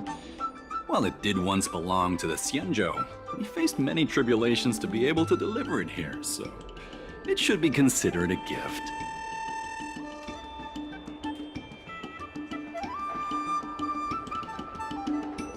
I apologize for my poor choice of words.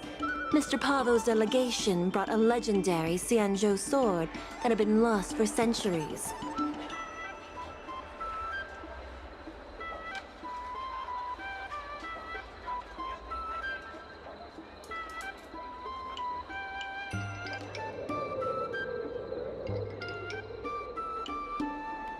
General Huayan plans to personally thank them at the Palace of Astrum and present the sword as a prize to the champion of the war dance. Mr. Pavo and I were actually on our way there. Since you two were talking so enthusiastically about the war dance, maybe you'd be interested in joining us at the Palace of Astrum?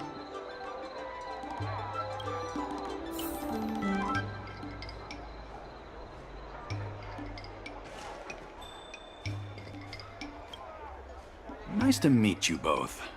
The journey to the Xianzhou Luofu wasn't an easy one, but the scenery here is worth it. It's completely different from my homeland. Once the formalities at the Palace of Astrum are finished, I'll find a quiet spot on this street and plant a seedling, and then my mission will be complete.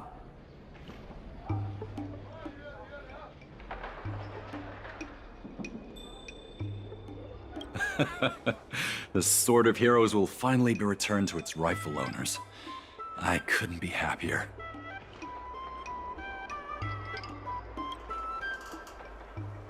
Let's talk about Kalevala. Oh, you're interested in my home planet? That's great. Your Excellency is welcome to visit us at any time.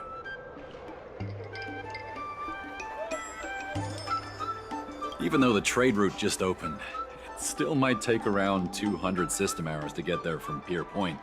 But our planet is really great.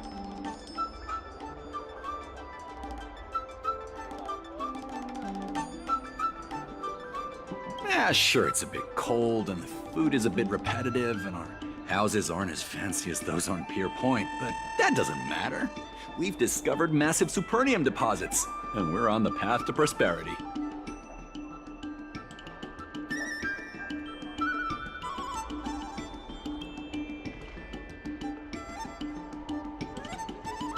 Let's talk about the sword. Oh, you mean the Mieka Kivesa? It's an incredible sword.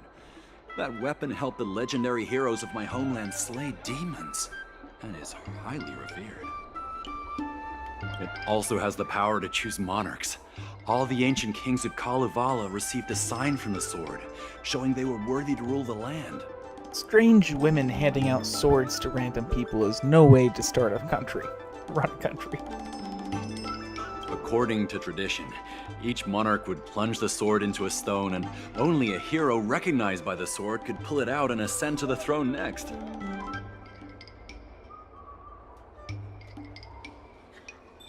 Well, those are just legends from the past. No one today has witnessed it firsthand. Well, times have changed, and now that we have a council in place, the idea of a sword crowning a king has become a joke. Besides, it wasn't a native of Kalevala who last pulled out the sword and recognized its connection to the Xianzhou ship. It was a visitor from afar. Why is that highlighted?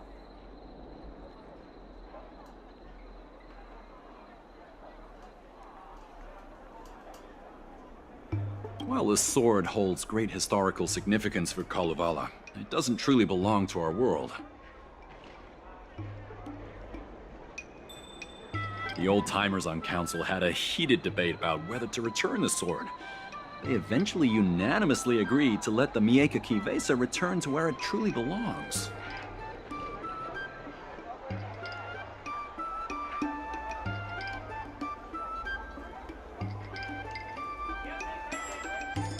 That's the best possible outcome.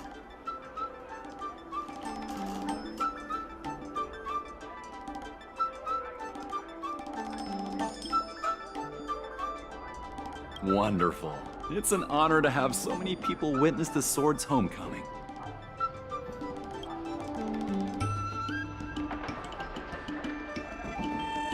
General Hwayan will hold the sword gifting ceremony at the Palace of Astrum soon. Are you interested?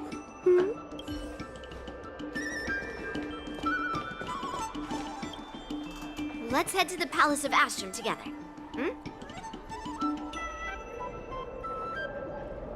I'm not interested in the sword, to be honest. But I am. It's the prize for the war dance, after all. I might not know all the stories and legends, but I know a legendary sword when I see one. Grandpa always asks me to go look at swords with him, but he hasn't said anything about this one. It's really weird. But now that we're invited, let's go and check it out.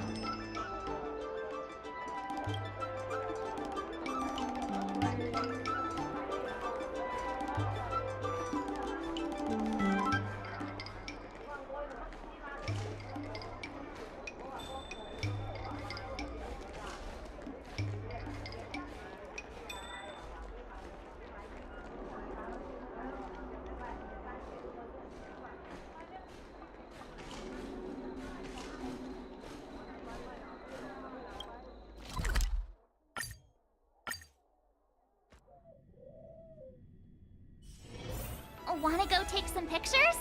Or maybe we can go drink some Immortal's Delight.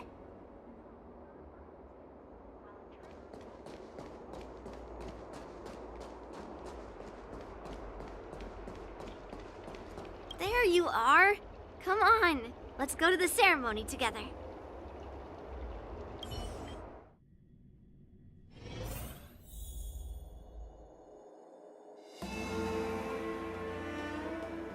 Oh.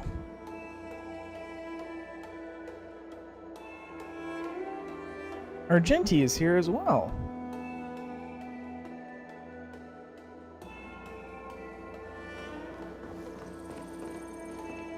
Please allow me to offer a sincere compliment, my fair lady. Your beauty is as pure as a snow-white iris. Well, if it isn't my dear friend! Glad to meet you again. Who is this weirdo? Who is this knight? I am Argenti, a member of the Knights of Beauty. I was invited as a part of the Kalevala delegation to escort the legendary Mieka Kivesa back to the Cienjo. May I have the honor of knowing your name? My name is Yun Li. What a beautiful name! I wonder if you have ever heard the holy name of the pure and flawless Goddess Adrilla. Oh, you're here, Yun Li. Didn't expect you to be so well informed. Well, now that you're here, don't forget your manners. Manners. Come on. You won't find another granddaughter as polite and well-behaved as me. Well, just remember this is a very serious ceremony. Sorry for keeping you waiting, Mr. Pavo. Now, let the sword gifting ceremony begin. Before the ceremony officially commences, I want to express my gratitude to the Knight Argenti. Thank you for enlightening us about the sword's origin and for escorting it here safely so that we may complete this ceremony.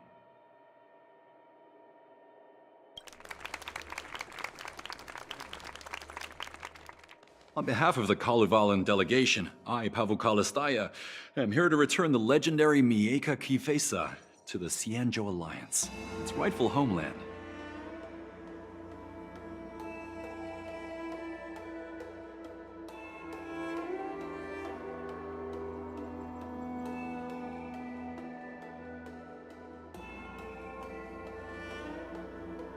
I'm truly grateful for Kalevala's noble act of returning the sword and for the Knight of Beauty's chivalry. Now, as we gather here on the Cienjo Lahu, I officially welcome the sword back to its homeland.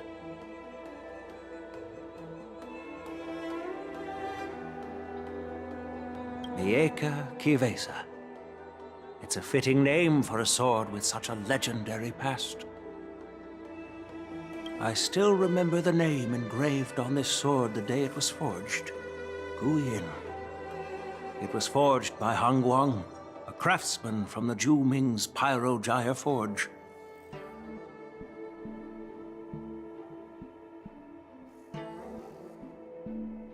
Wait, Han Guang?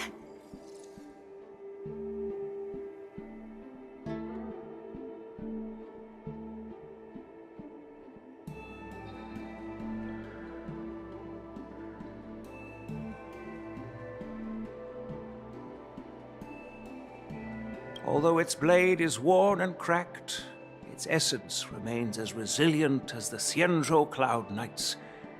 All it needs is some repairs and polishing by the skilled craftsmen of the Artisanship Commission to regain its former glory. I've decided to entrust this sword, Guyin, to the Lawfu Artisanship Commission for restoration. Furthermore, it will serve as the prize for the champion of the Lawfu War Dance.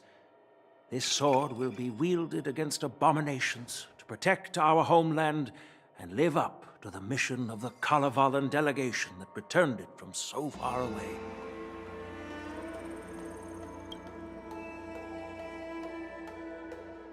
Thank you, General. It is an honor for Kalevala. Now, esteemed knight and delegation members, please head to the Artisanship Commission, where... No! This sword was forged by Hongguang. Yun Li! These esteemed guests have brought back your father's last work.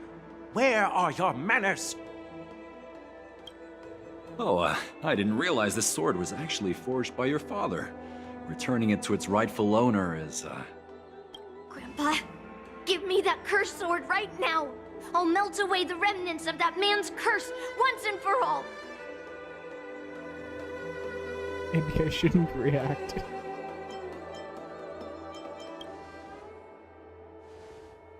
Don't be rude, Yun Li.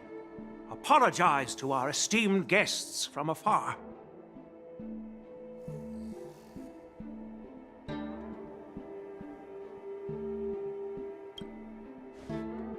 I'm sorry. I'm sorry for making a scene, but I have to melt down this cursed sword. I won't let it fall into anyone else's hands.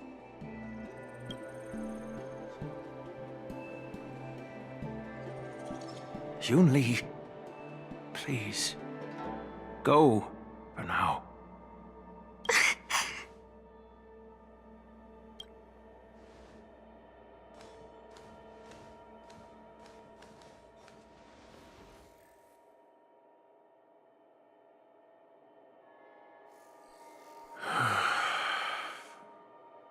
This is exactly why I didn't want Yun Li to know about this. I didn't want to create trouble, but trouble found its way here anyway. Perhaps it really is divine intervention. Could you, please, keep an eye on Yun Li for me?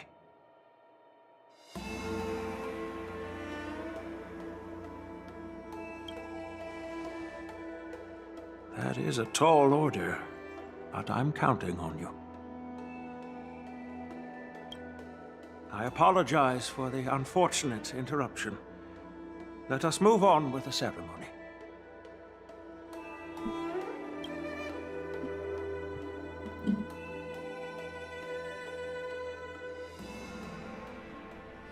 Unless I'm mistaken, Yun Li should be around here somewhere.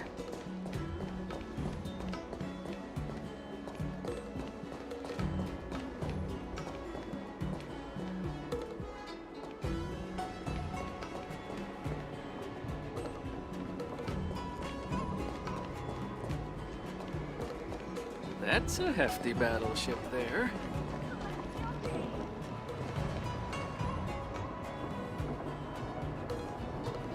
Don't be so impressed. I'll buy you a bigger one. Oh, shit.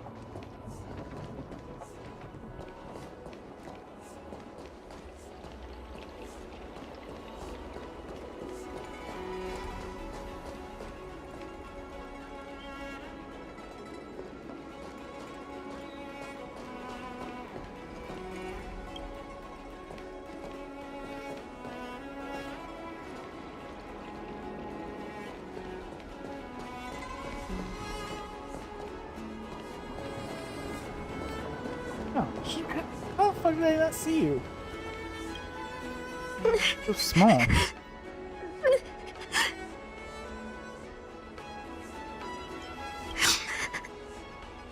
Stop watching me and say something.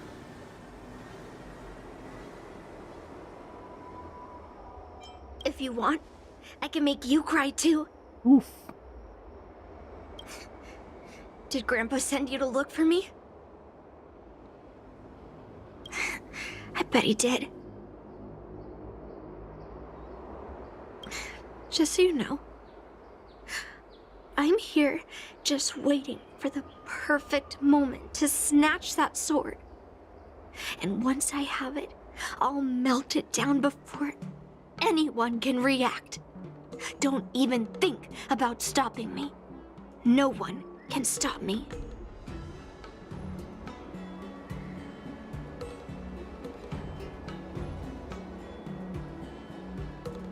Grandpa sent you here. Surely he doesn't want you to help me. Have you heard of cursed swords? That sword is one.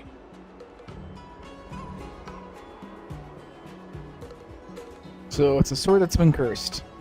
That is what a cursed sword is still. Good job using your brain cell. I guess that's what it means, literally. A cursed sword lets anyone, even a complete novice, wield it with insane skill. Just by holding the hilt, even the weakest rookie can brandish it with incredible speed and strength. So where can I buy one? It's something like that, March 7th could graduate in just one day. I'm not joking around. And I'm not making up some crazy story. While a cursed sword grants instant abilities to its wielder, it comes at a cost. I mean, most things have a price. How much is it? A couple hundred? It's like continuously adding fuel to the forge. With each swing, the sword drains the wielder's blood and essence. Day by day, the fuel will run out, leaving nothing but an empty husk. Soon enough, it will no longer be a person wielding a sword, but a mindless, killing machine, consumed by bloodlust and murderous thoughts. Sounds oddly familiar. I wonder if you've ever heard of a creature called a heliobus. It loves to feed on human emotions and memories, and excels at manipulating its hosts. There was a lunatic swordsmith who infused metal blades with heliobi, as he was obsessed with turning weapons into living things. And this is how cursed swords were made. So your father sealed a heliobus inside the sword? I know, I shouldn't have caused a scene at the sword gifting ceremony. But I've thought this through. If I don't make a fuss now, that cursed sword will cause a whole lot more trouble. So it's better if it's me causing the trouble. By the way, aren't they supposed to be taking the sword to the Artisanship Commission for repairs? Why haven't they come out yet? Any ideas? Probably because they know you're here.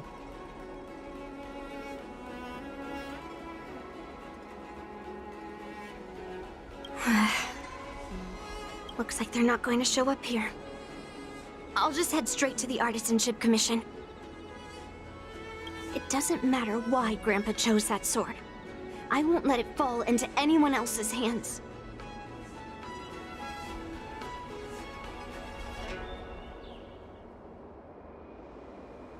I'll track down every single sword he forged and melt them down one after another. Just I have to go now. Is she planning to sneak into the Artisanship Commission and steal that sword? Maybe I should keep an eye on her.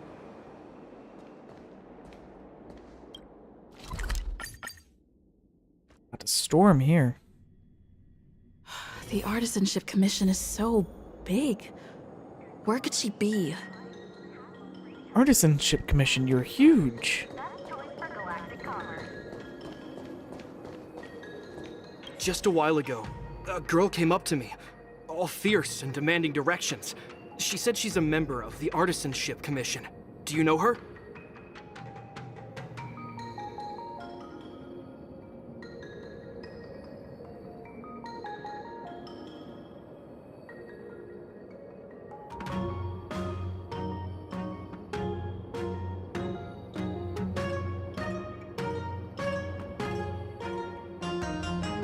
No idea who she is. If she really works here, how can she not know her way around?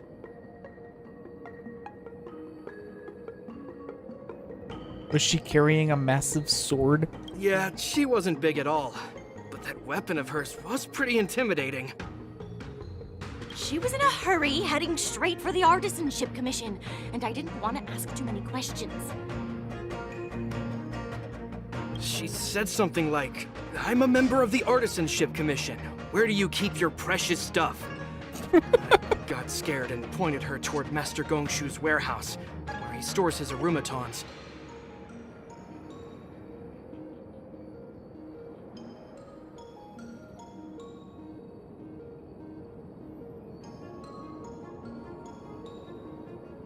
Wait, why did you give her directions? What if she's planning to steal something? What would give you that idea?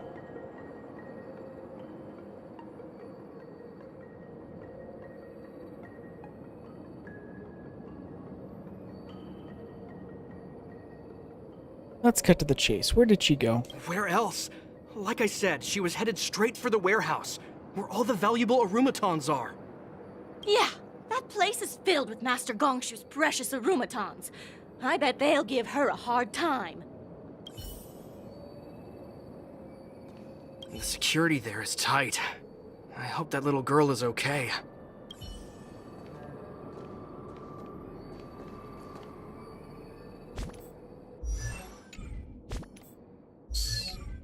Doing the Genshin shortcut. There we go.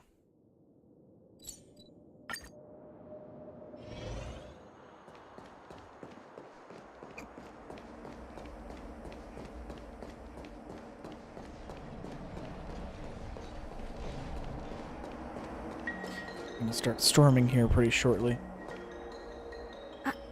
What are you doing here? Look, if I get into trouble, it's my problem. I don't want to drag you into it. Is this really the time to talk about that? Fine. Let's smash these metal cans first. Then we can talk. She gonna be playable? Nope. Target sighted. All units on alert. Sad. Executing attack. Like fireflies to a flame, I will fight for myself. Until everything burns to ashes! Live to fight! Fight to live! I shall set the seas ablaze! Treason.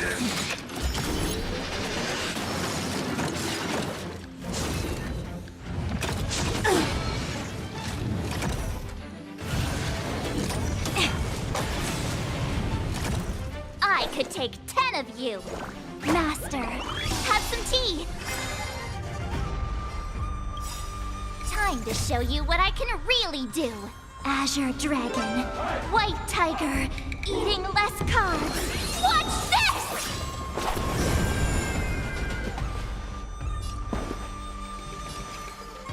It's my turn. The mood is set just right. Let the show begin!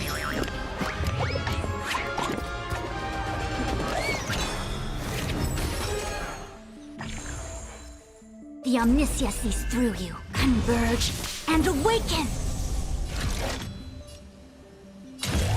Live to fight! Fight to live!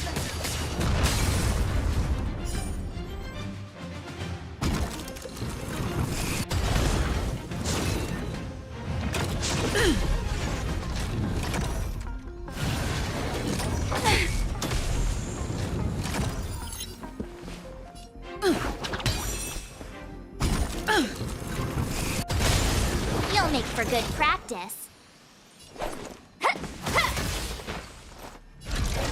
I shall set the seas ablaze!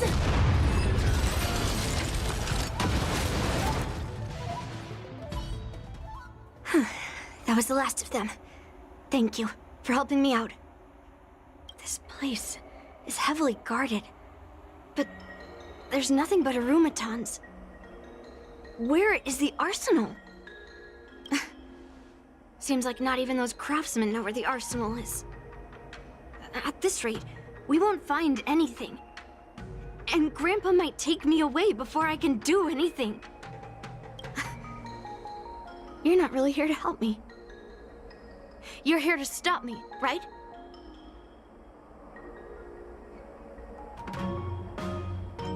Yeah, this cursed sword isn't just your problem. No, it's not. Grandpa made a promise to the delegation, and going back on his word would tarnish his reputation and make things difficult for the Lofu. But leaving that cursed sword here will also make things difficult for the Lofu.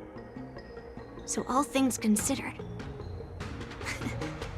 the best outcome is for me to melt that sword down and take all the blame.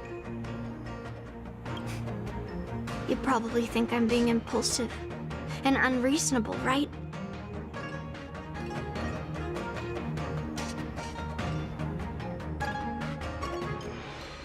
You are self-aware after all. Hey! I'm not always like this.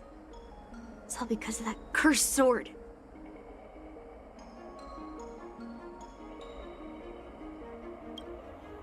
Why don't you just tell me everything? Look. I owe you an explanation. But this isn't the best place to talk. We need to find somewhere else. Let me be clear, though. I'm still pretty riled up. This is just a temporary break.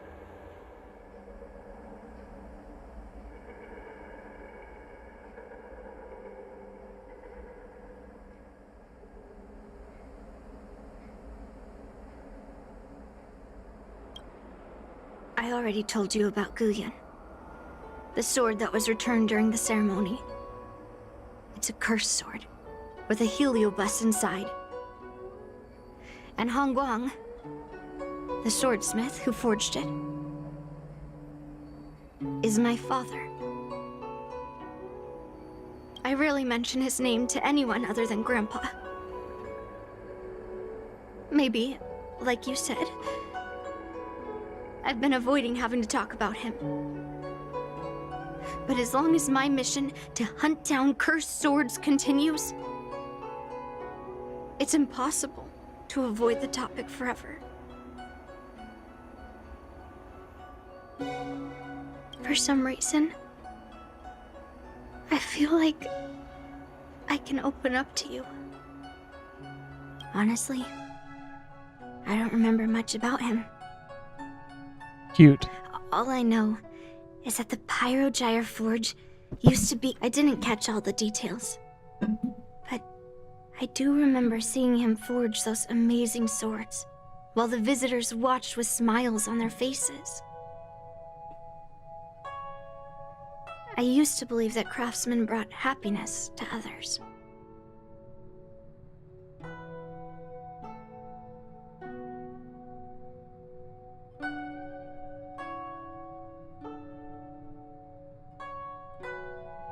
The swords crafted by the Pyrogyre Forge are famed across the stars.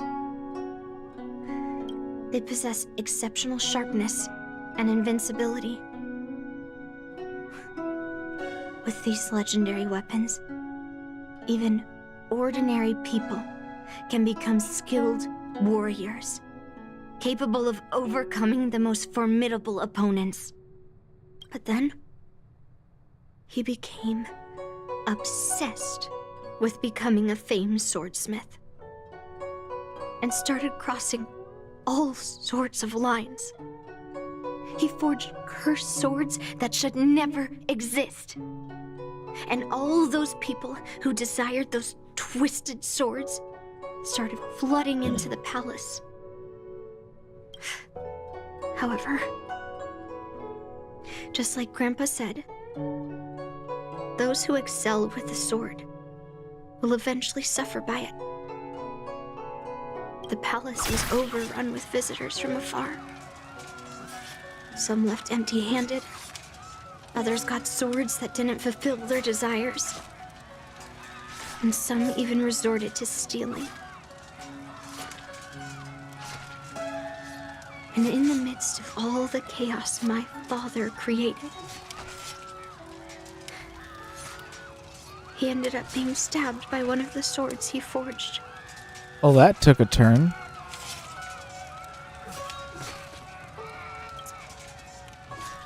It was so sudden and unexpected.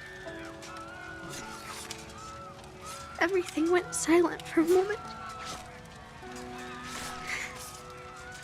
All I could hear was the sound of bones breaking and blood pouring out.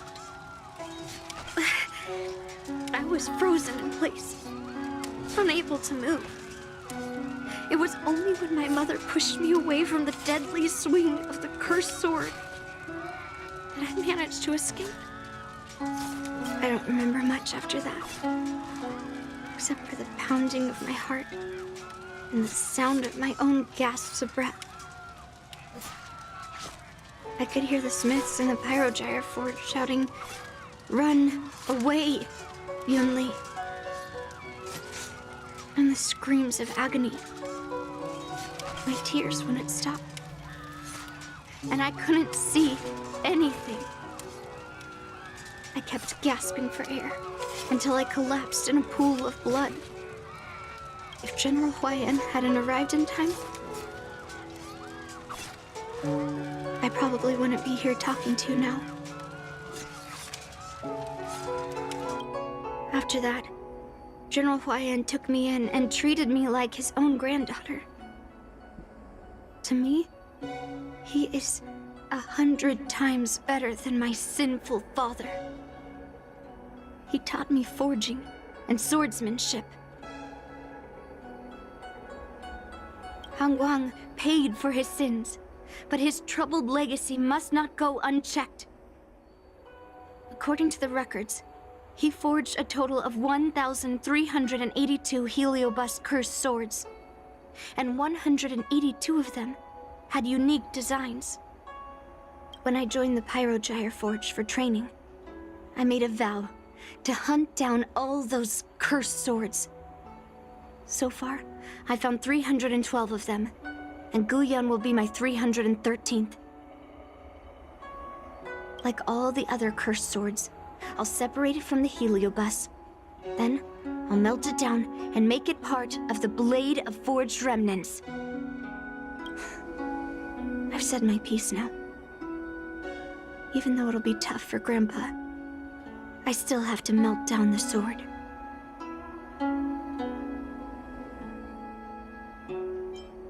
So, you're saying, even though Grandpa knew it was a cursed sword, he still chose it to be a prize because he thought it wouldn't cause any trouble? No. No matter how I think about it, something is definitely off. Grandpa didn't tell me anything about the ceremony. He must be hiding something.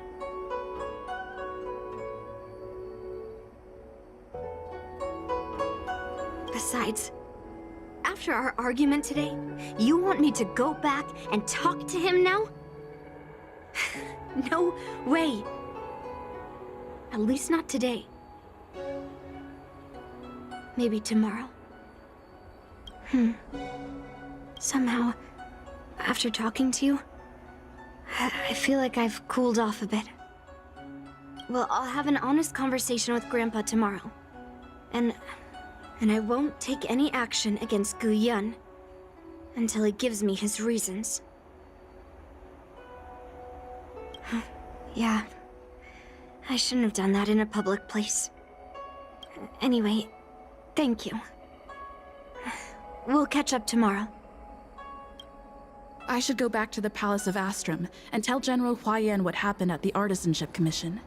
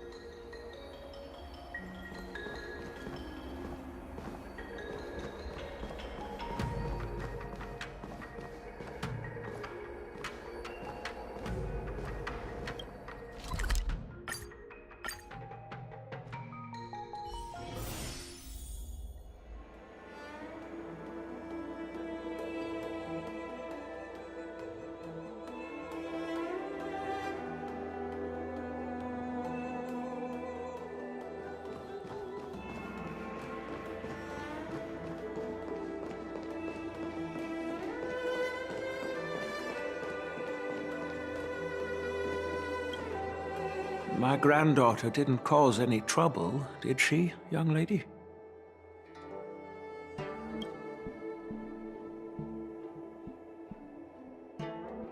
Sorry for all this trouble. Yun Li told you quite a bit.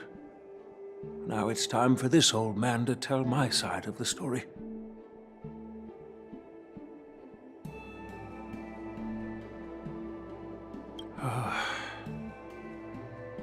Han Guang was my beloved disciple. A rare genius not seen in the Pyro-Gyre Forge since Yingxing.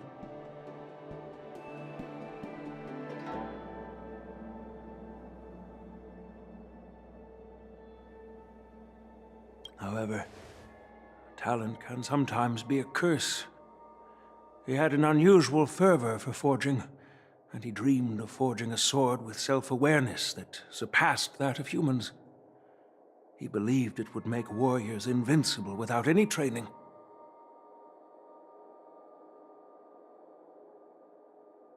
According to him, while weapons of mass destruction like Zhu-Ming flames and alchemical arrows can destroy many enemies, true victory lies with soldiers who fearlessly fight, ready to lay their lives on the line. Usually, Xianzhou swordsmiths infuse a basic level of awareness into their swords to make them easier to wield. But even then, soldiers need to experience countless battles to overcome fear and sharpen their instincts. So,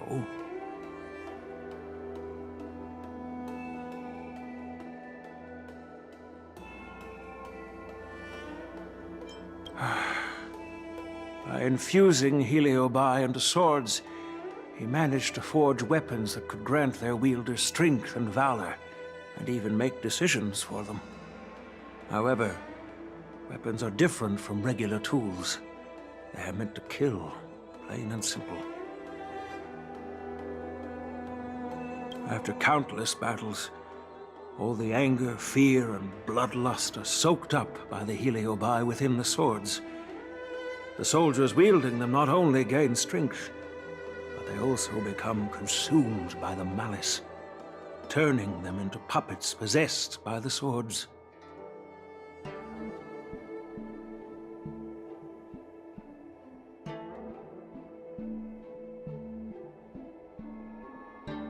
No matter how noble Han Guan's intentions were, those weapons, soaked in blood, turned into cursed swords eventually.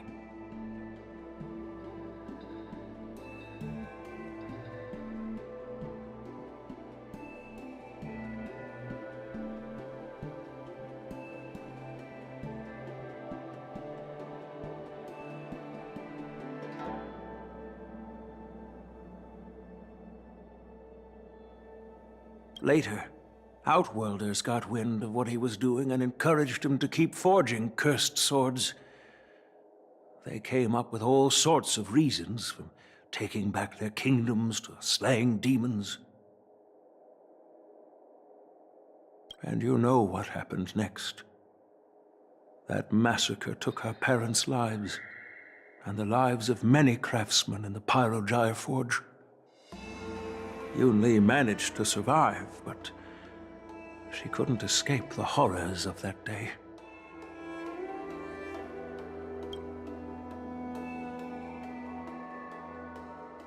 Yes, I don't want her to spend her whole life trapped under her father's shadow. She doesn't deserve to carry the weight of his mistakes.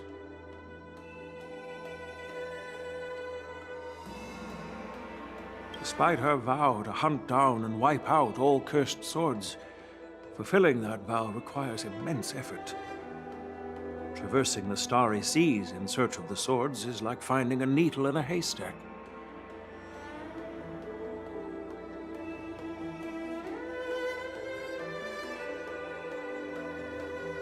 And to reclaim those swords, she has to duel the bloodthirsty wielders, teetering on the edge of life and death. She has taken back over 300 cursed swords, and has suffered the same number of fatal wounds. I took her in to give her a chance at a normal childhood, not to send her on a sword-hunting journey.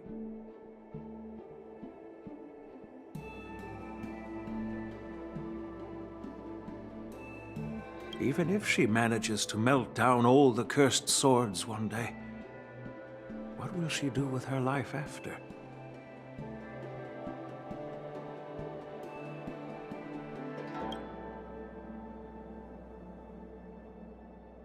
Hu Yin is indeed one of the cursed swords forged by Han Guang.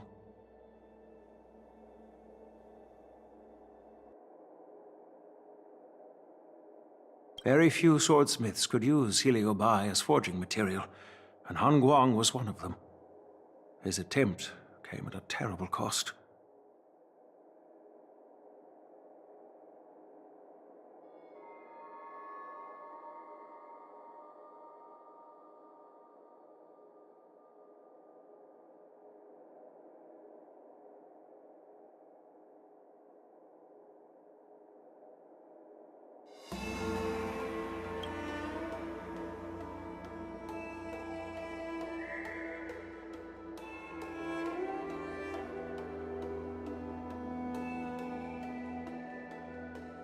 Yunli plans to talk to you tomorrow. I thought this sword could be an opportunity. I wanted to tell her that her father wasn't all evil, that even the man she resents so much managed to forge a true sword of heroes.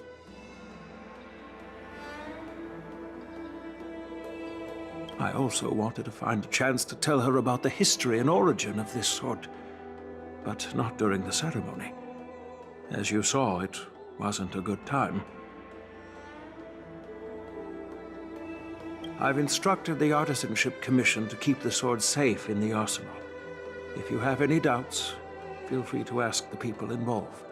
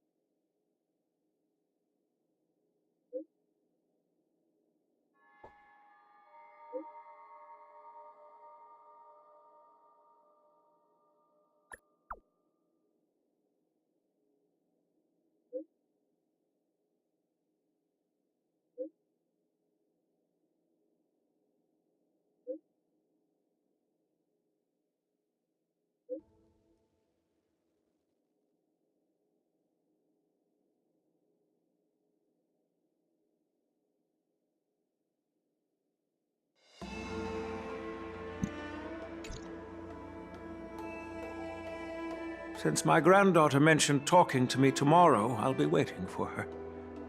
By the way, you watched over her for quite some time. You must be exhausted, aren't you? Pretty lady like her never gets tired. I'll be counting on you then. Time to go back and find that class-skipping March 7th.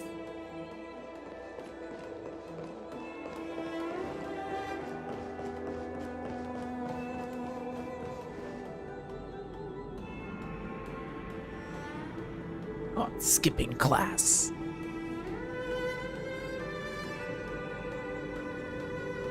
Sipping milk tea and gossiping. Time slipped away unnoticed. The next day arrived.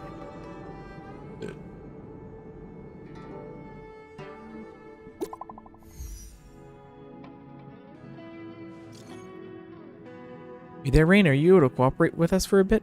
Care to come by the Artisanship Commission? Something happened to the sword. Whoa, I didn't even say anything. How did you know?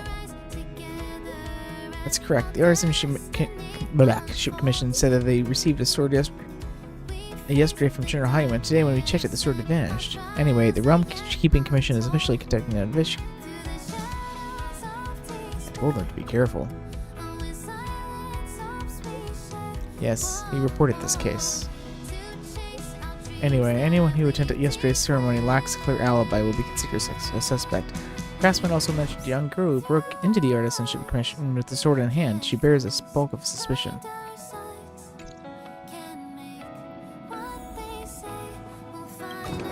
Where's March?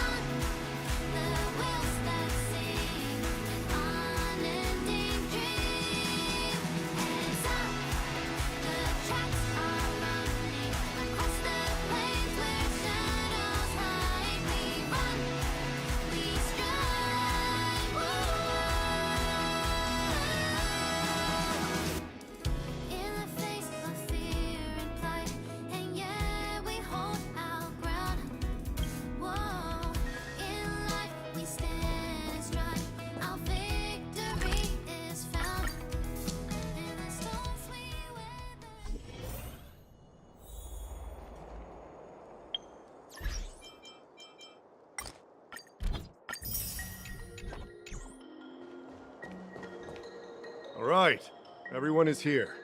It's time for questioning. Yoon Lee, I'm sure you understand why the official called you here, right? Yeah? But I didn't steal the sword. Now is not the time to use your reputation like that. If we don't recover the sword, we will be breaking our promise to the Lawfu and betraying the delegation. We're counting on you to find the truth, Official Daha. Yes. It's my duty to thoroughly investigate the case. Even though Yoon Lee is firm in her words, we can't just rely on her testimony.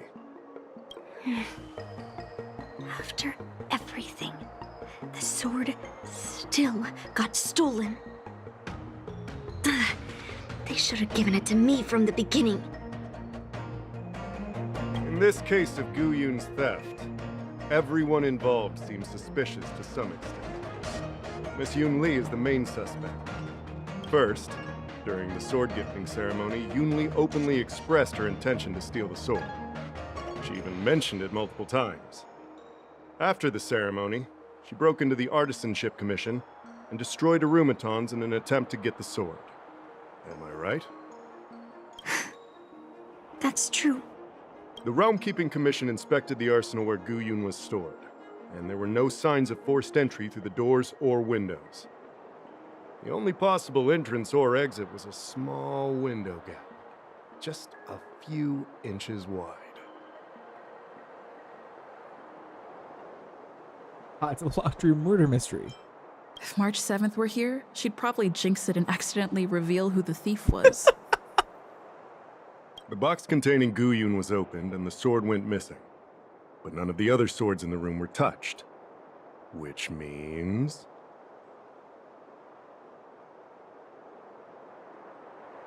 Well, I do know about the box and the cursed sword. Exactly. The suspect had a clear motive and took only Gu Yun. So, besides the ceremony participants, only the delegation members had access to the sword. Could it be that someone from the delegation stole the sword? In that case, why would they return it to the Xianzhou in the first place? Not everyone in the delegation has the same agenda. That makes sense. The delegation, led by the Knight of Beauty, delivered the sword to the Artisanship Commission. The craftsmen who received it testified that they didn't take anything from the arsenal. Could it be that Argenti stole the sword? Argenti? Oh, that Knight of Beauty. He was with the delegation when they handed over the sword to the Artisanship Commission.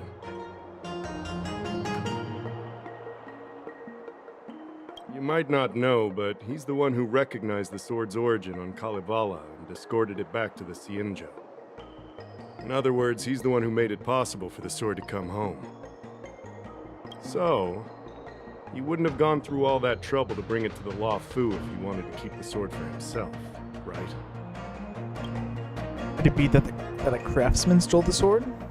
Master Gongshu checked the work records, and I questioned all the craftsmen and apprentices who were on shift at the time. But I didn't find any suspicious individuals.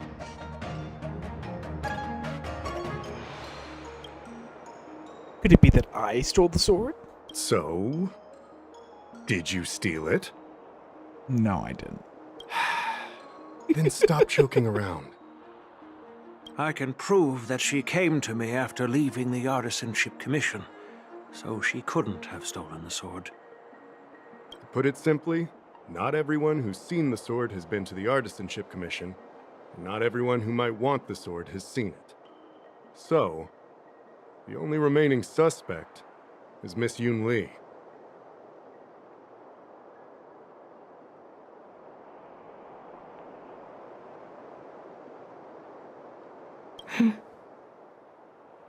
Fair enough.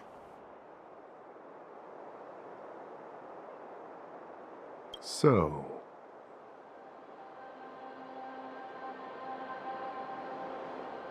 I didn't steal the sword. well, when you've eliminated the impossible, whatever remains, however improbable, must be the truth.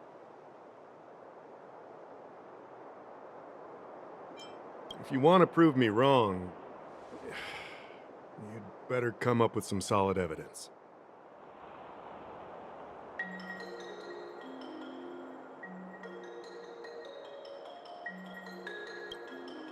Let me gather my thoughts.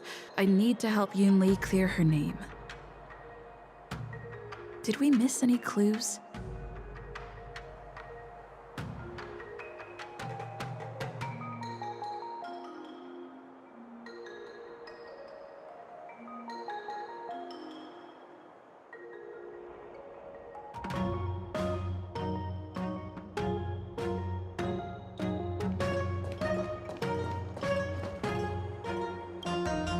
I don't want to make things difficult for official Dahao.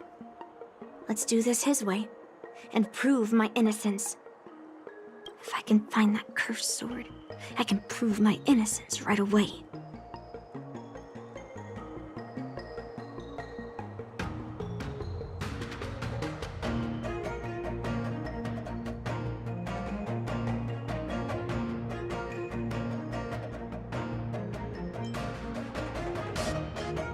There's something else bothering me. Why would the thief take the sword? Leave the case behind? Did they melt down the sword like I wanted to?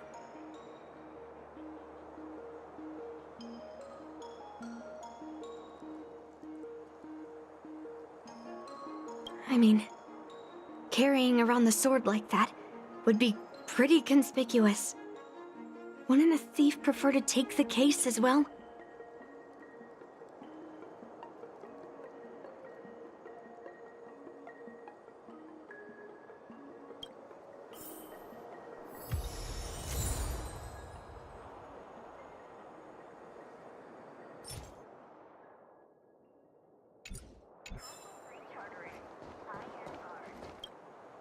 Who could have thought that the Miekaki Vesa would be stolen? And that the prime suspect is General Huayan's granddaughter? Regardless, we've accomplished our mission, and now it's the Xianzhou's problem. By the way, why did that girl call it a cursed sword? It's quite upsetting.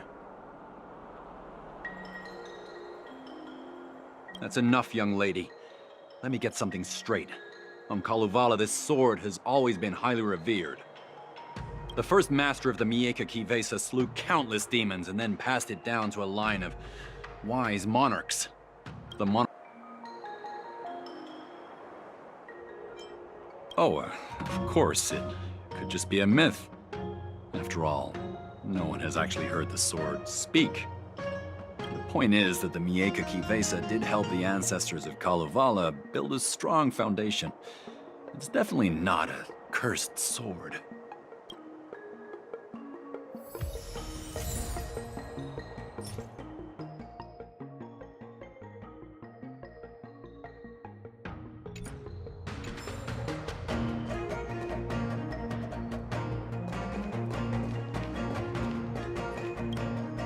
Yes, I received your message yesterday and went to the arsenal to check on it.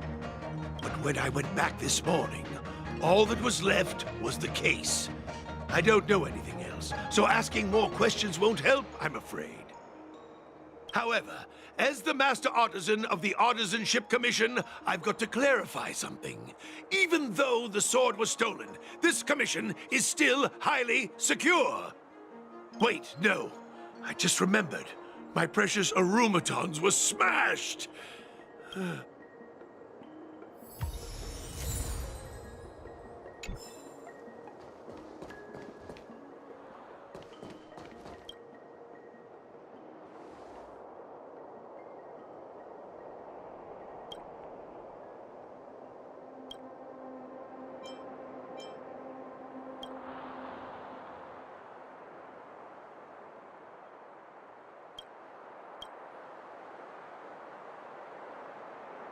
So, the thief took the sword from the case without picking the lock?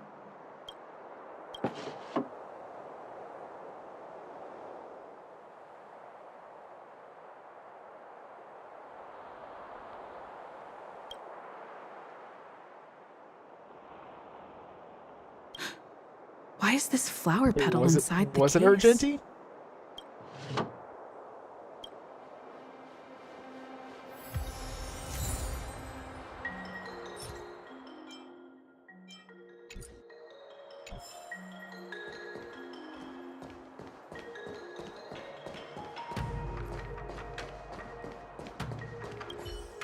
If you've found any clues, feel All right. Come back.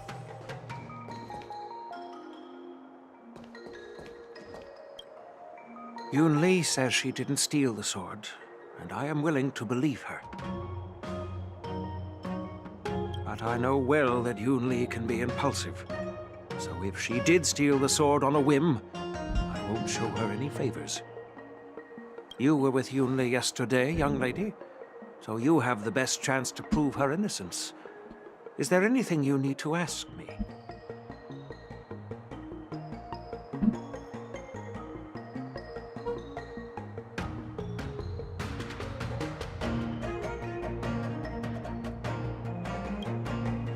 Did she come to you afterward? No, she was still mad at me, so she didn't come by. If she had come with you, she wouldn't be a suspect right now. How was the sword by the Cloud Knights to the Artisanship Commission. The artisan there confirmed that the sword was safely stored. I'm counting on you then.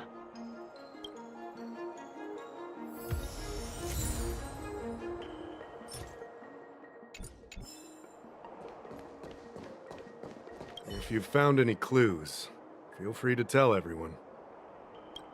Thank you. But I'm not sure if I can convince Mr. Dawhow. 100% sure. Fine. Let me go through my reasoning again, and you can interrupt if anything feels off. Throughout the entire incident, there was only Debate one time. suspect who broke into the Artisanship Commission, and that was Miss Yun Li. Miss Yun Li caused a ruckus at the Artisanship Commission trying to take away Gu Yun, but you stopped her in her tracks.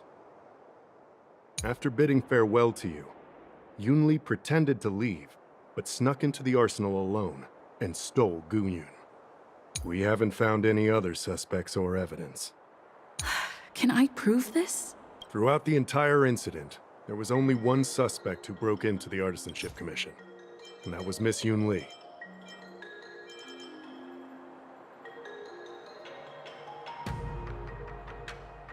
Oops, I'll be right back.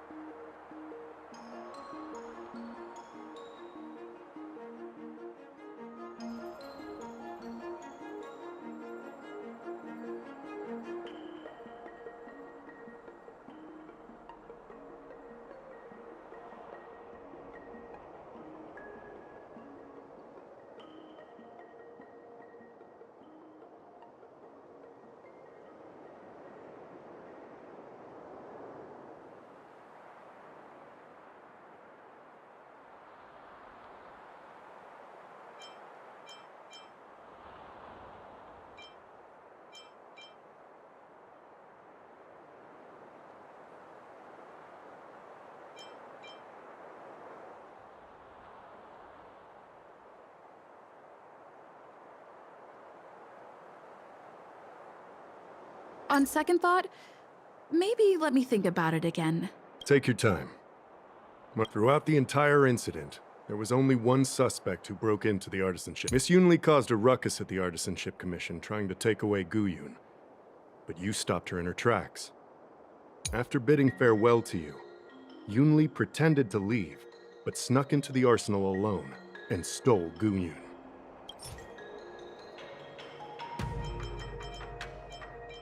On second thought, Take your time. After bidding farewell... After Yunli and much later, Master Gongshu told me the sword was confirmed safe. So up until that point, Yunli couldn't have stolen it. Can I prove... After bidding farewell to you, Yunli pretended to... We haven't found any other suspects or evidence. Looks like you're missing some crucial evidence. There are no signs of the arsenal being broken into, so... The only real evidence is the sword case. No, the fact that there are no signs of a break-in is suspicious in itself. Which piece of evidence should I use to convince Dahao? We haven't found any other suspects or evidence. Can I prove? Throughout the entire incident... Your statement isn't quite accurate. Argenti, the delegation members, and even me, we were all at the Artisanship Commission at some point. True. But they all left after delivering the sword.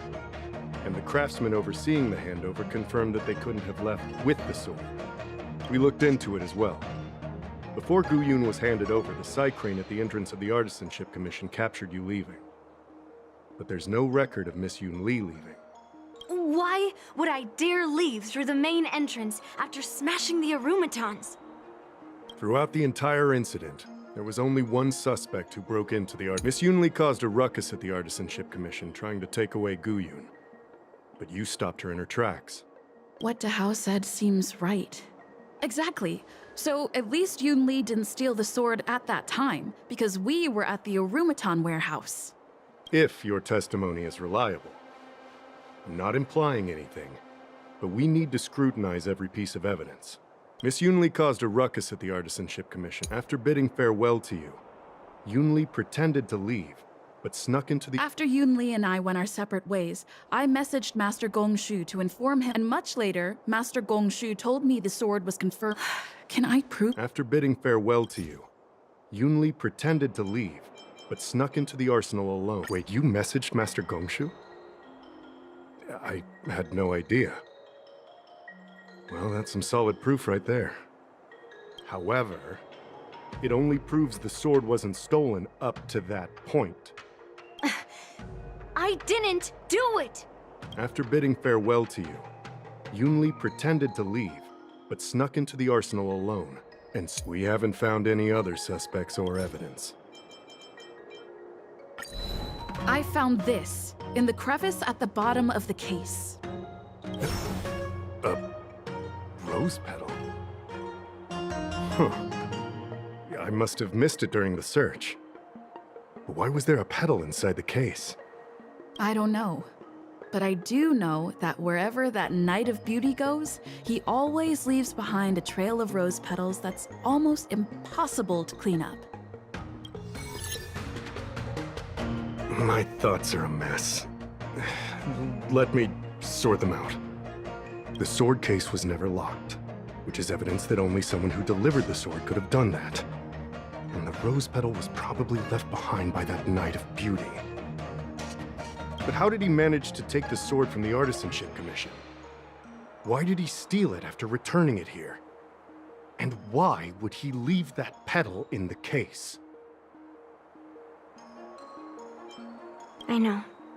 Guyun flew out of the case on its own. The Knight of Beauty only unlocked the box to aid its escape. Don't be ridiculous. How can a sword escape from a case on its own? You've never seen a flying sword before? I've only heard about the Mieka Kifesa being able to fly in legends.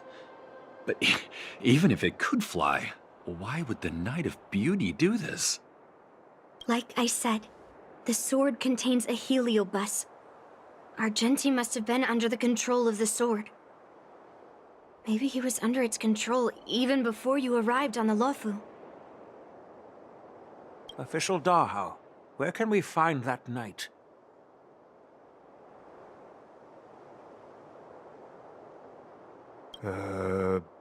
Let me see. The docking location of Argenti's ship. The one and only. Let's go. We've got to find Argenti before that sword completely takes over his mind.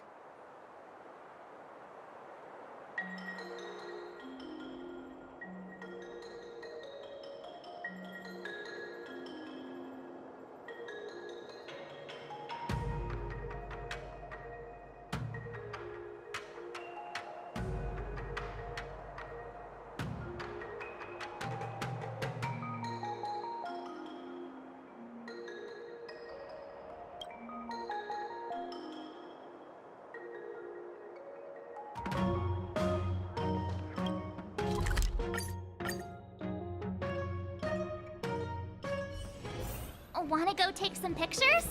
Or maybe we can go drink some Immortal's Delight. Success and failure are predictable. You can't change it no matter how hard you try.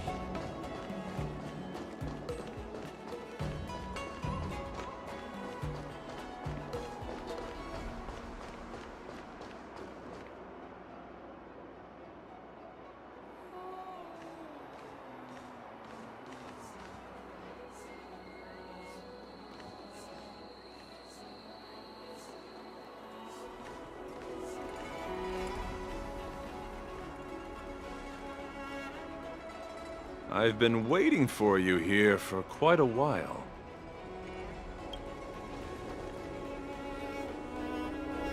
Knight of Beauty. You're the one who stole Guyun, right? Hand it over. You have no idea how dangerous that cursed sword is. Dangerous? In my humble opinion, the real danger is always the hand wielding the weapon.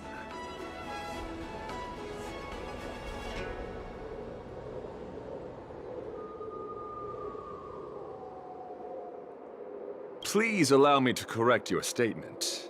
I never attempted to steal this weapon. As a Drilla's knight, I've sworn to live in poverty and possess only what is necessary.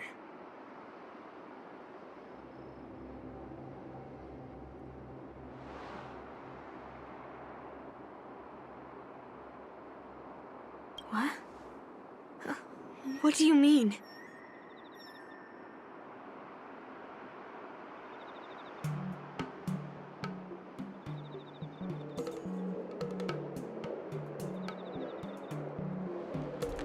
I agreed to assist Master Guyon in its escape from the Xianzhou.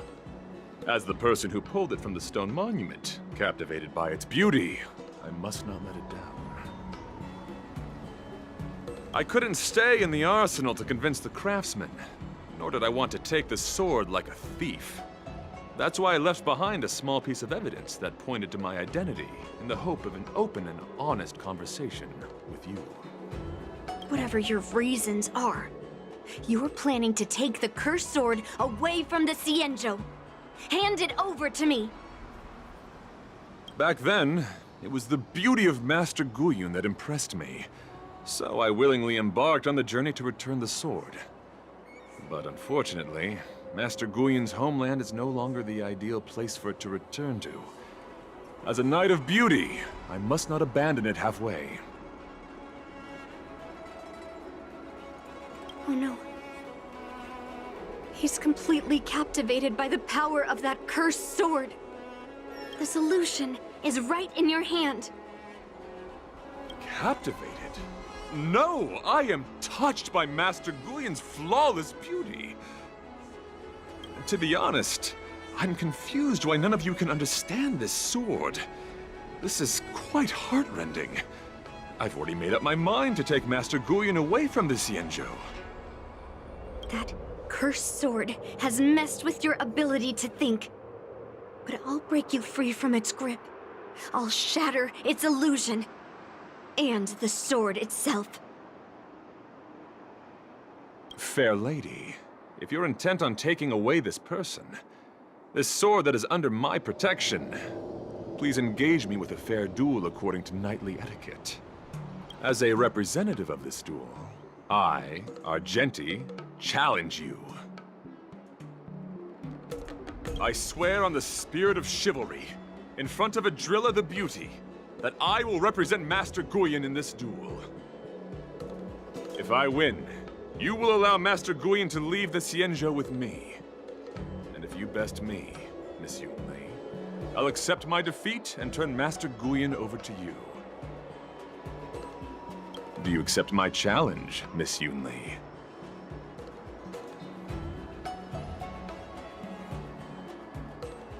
Fine. Let's see whose desire is stronger. Your desire to take it away, or my desire to hunt down all cursed swords.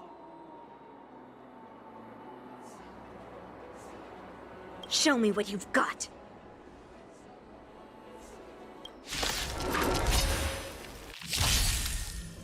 You're not going to use Guyon to fight for victory?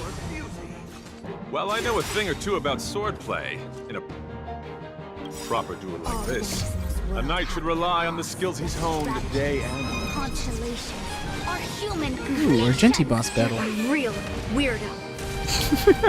Target sighted. We have his boss battle music again. Executing attack. Like fireflies to a flame, I will fight for myself until everything burns to ashes! I shall set the seas aflame! Live to fight! Fight to live! Master, have some tea. Take your positions. Dreams do come true. The mood is set just right. Let the show begin!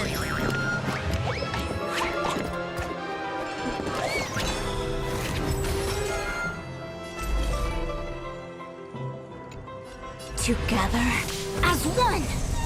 You're fighting a gentleman. My gallant friend, put forth all your might. Still the same old. I shall set the seas aflame! Rise to the challenge.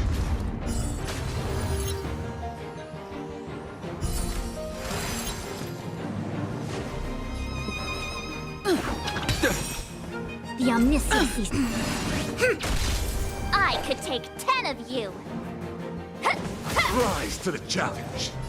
Live to fight! Fight to live! I shall set the seas ablaze! Bear witness. To honor! Let the duel commence.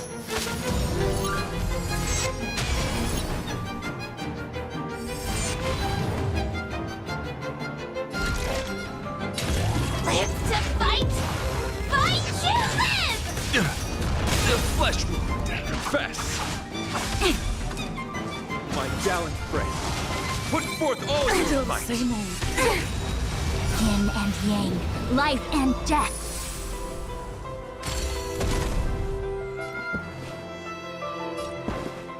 Let's improvise. The mood is set just right. Let the show begin!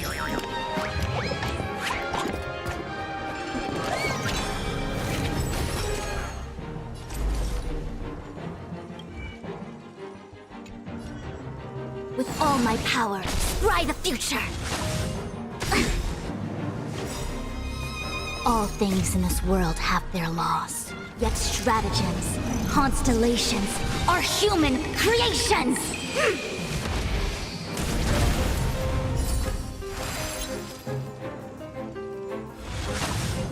That was sneaky.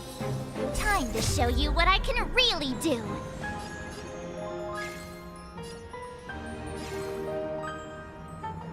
Azure Dragon, White Tiger, eating less carbs. Watch this!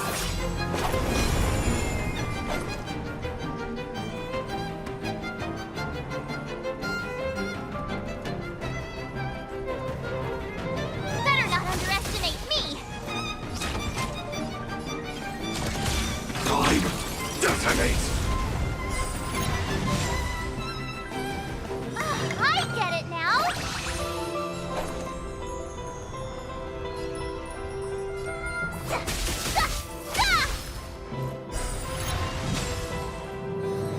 You're fighting a gentleman. My gallant friend, put forth all your might.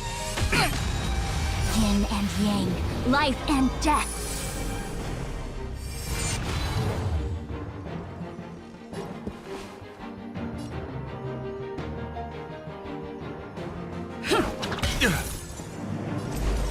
Together as one. Executing attack. Like fireflies to a flame, I will fight for myself. Until everything burns to ashes! I shall set the seas Rise to the challenge. Behold this symbol of pure beauty. Let the duel commence.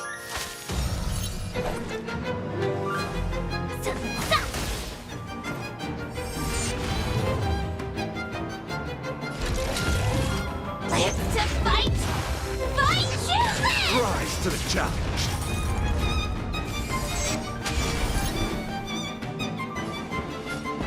Dreams do come true.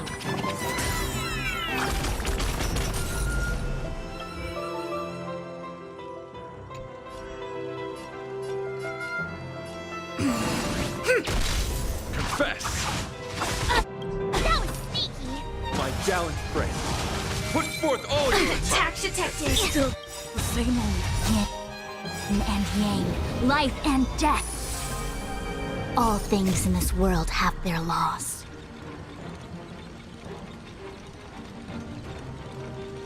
Yet stratagems, constellations, are human creations! Time to show you what I can really do. Azure Dragon, White Tiger, eating less carbs. Watch this!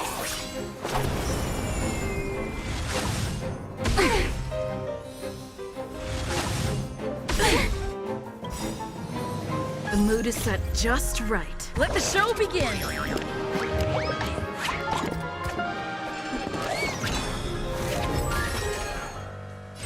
Firefly, Type 4, in position.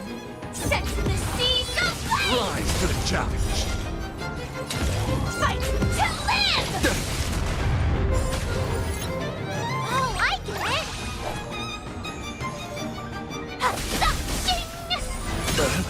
it! You're fighting a gentleman. Put forth all your might. That was sneaky! Let's improvise.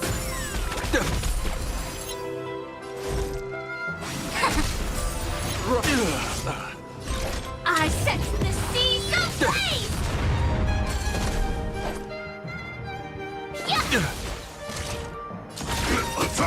For chivalry.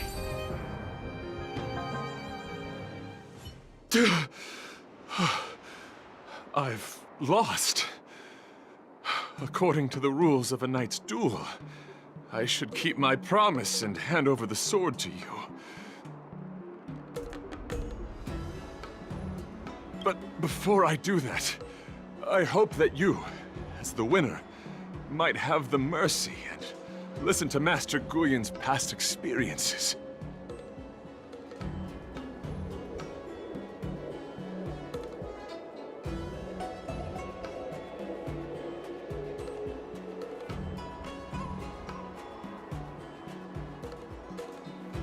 This sword has been cursed since the day it was forged. Place it in front of me, and let me destroy it. Do what she says, Knight. But... You've done so much for me already. It's time for me to face her alone.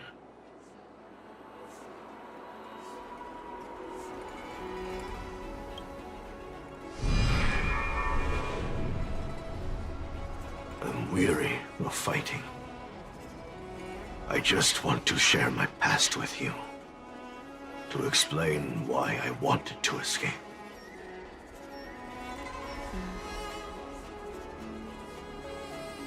After that, I'll leave my destiny in your hands. Are you afraid to witness my past, little girl? Afraid? Well, you do have a different aura from other cursed swords. But you're just trying to use my curiosity to lure me in. Well, you know best that a single touch won't snatch away anyone's sanity.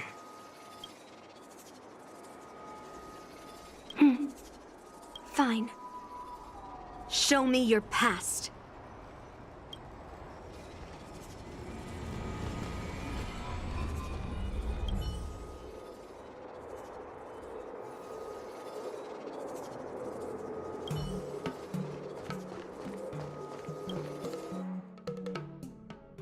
It's already impossible to contact the main Cloud Knight forces. What awaits me will be a long and lonely war. Follow me. We in... Is this your memory? We in Gerillo?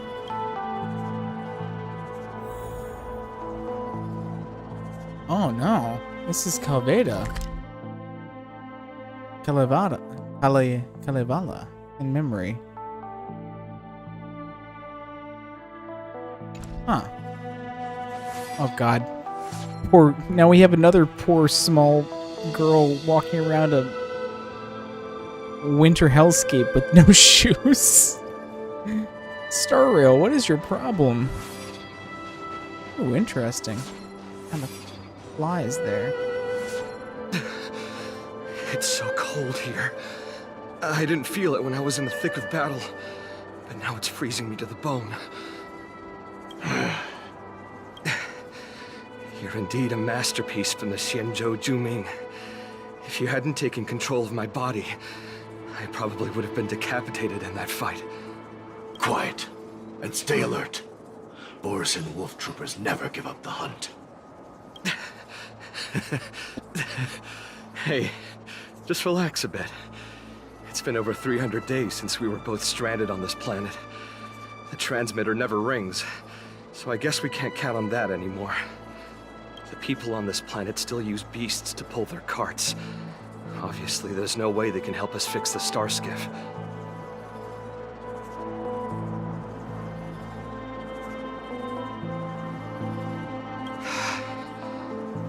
Looks like we're stranded on this forsaken planet for the rest of our lives.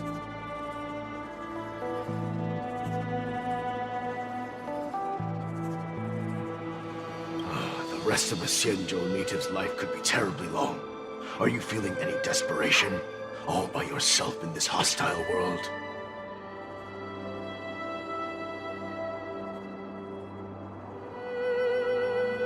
Yeah, a bit. Perhaps. When things get too rough for you to handle, just leave everything to me. No need to carry the weight of the world on your shoulders. Yeah, sure. If I really can't handle things anymore, I'll leave my body to you. But now is not that time.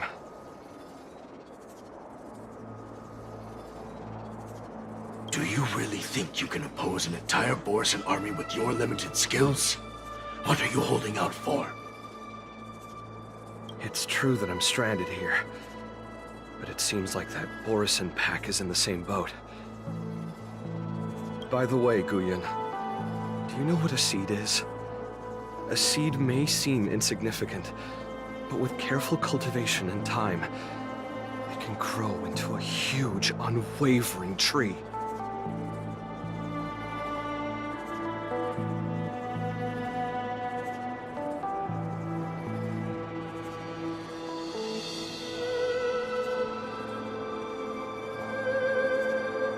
You said that the rest of a Xianzhou native's life could be terribly long.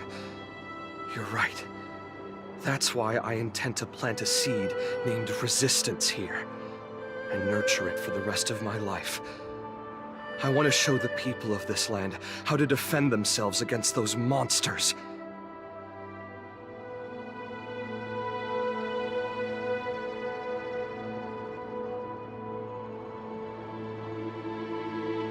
I can already see the seed in the eyes of those people.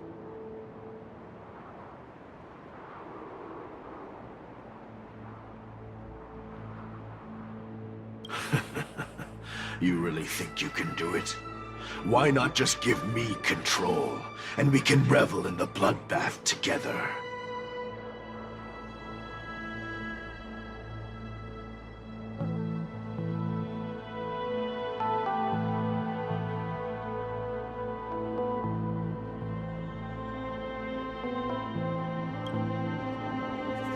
What was the memory I just saw?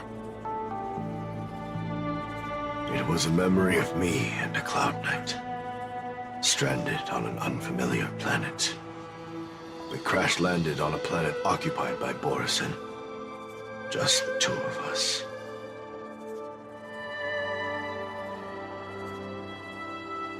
I can feel that it was a lonely war.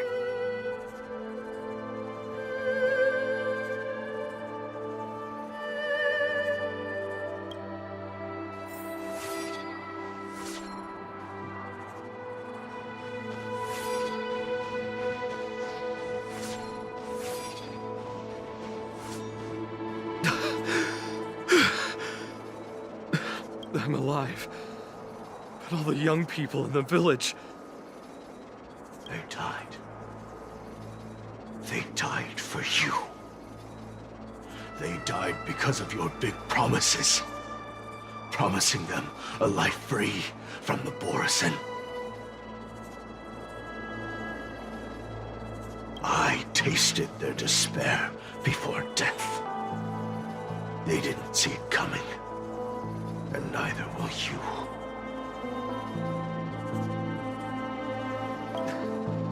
We can't stay here. Let's move on to the next village.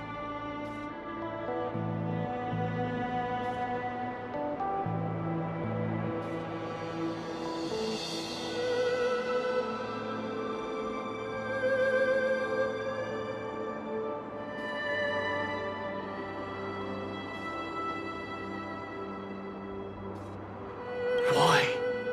What's the point? You and your sorry excuse for an army have been fighting for over 3 decades, and you haven't won a single battle. What you're sowing is not resistance, but despair.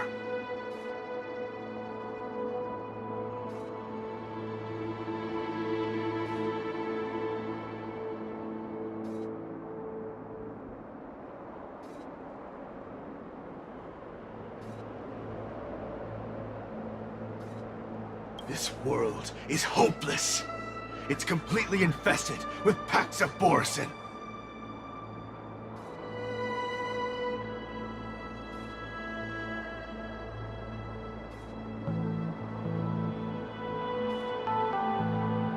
You've seen their numbers, and you know their methods. And those commoners you've put your hopes in.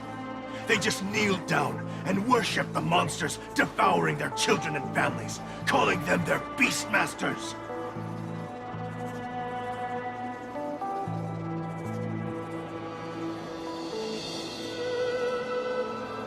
You beheaded one of the beastmasters for their sake, but they turned on you because they were scared of the Borisin taking revenge.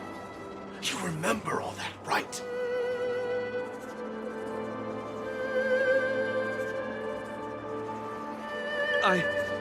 I do. I remember my first death. The Borisin cut off my head. But I also remember that if it weren't for a brave youngster who risked his neck to reattach my head and give me a proper burial, I would have disappeared completely. I remember everything the people did for me. They left food at the entrance of my cave, fixed my fur coat, and some even joined my resistance.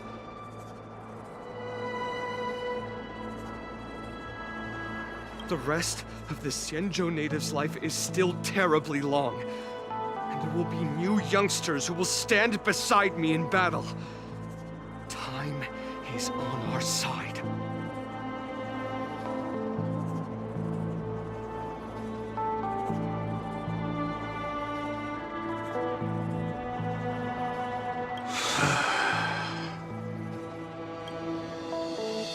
You said it was a lonely war. No. It wasn't a war filled with loneliness, but with despair. So much despair that I don't want to ever taste it again.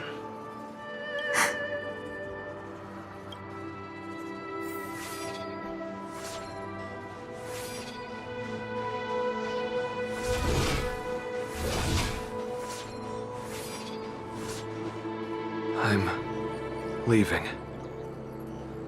Where are you going, Your Highness? I'm returning to my homeland. A distant place beyond the sky. I'm not coming back. But what should we do with you gone? What if those wolf demons show up again?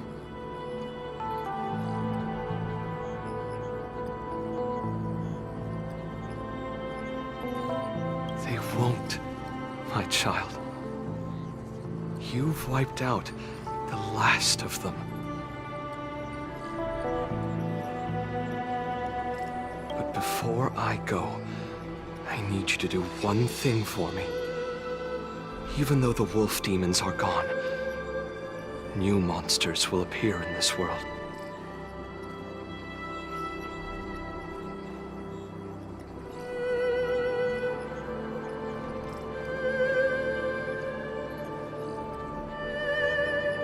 Only bloodshed. However, fear not, my children.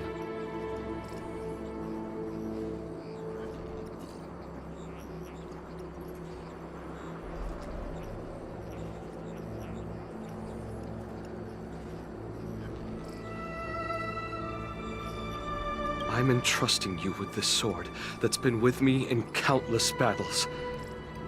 Use the skills I've taught you over the years, and you'll surely defeat that last demon.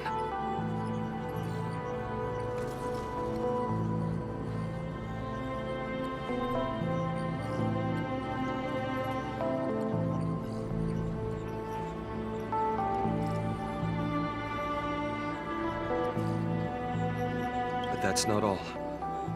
I need you to construct a stone monument for me. It must be large and sturdy enough to seal the remains of that demon forever.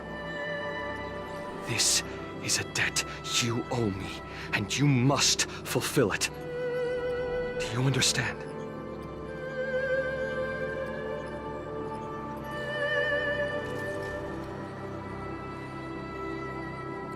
You lied to them. And you lied to me, too. Oh?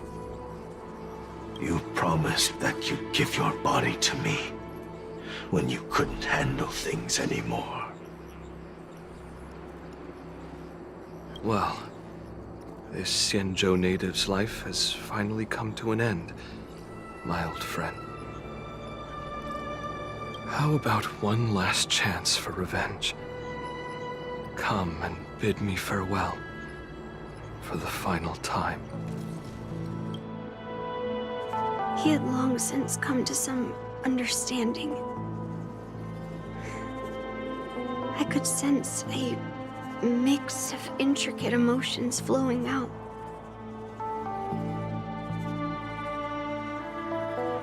It wasn't bloodlust, or anger, or fear. What he had left for you was hope. They've learned how to fight monsters. But there's still one last monster lingering in the world. Kill it, my old friend. He left me there without ever looking back.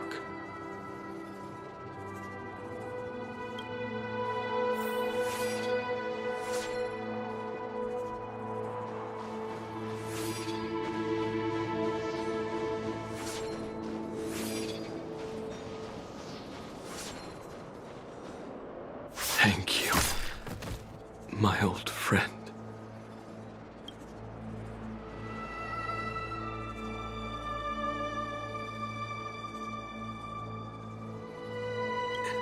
Heliobi can taste human emotions.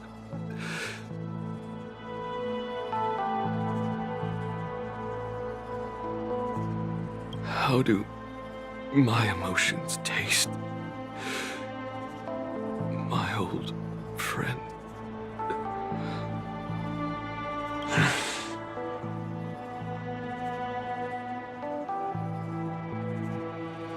A hint of bitter compassion and a touch of scalding courage. Your heart's deepest desire is to end war once and for all. Now, the war is finally over. Can you hear?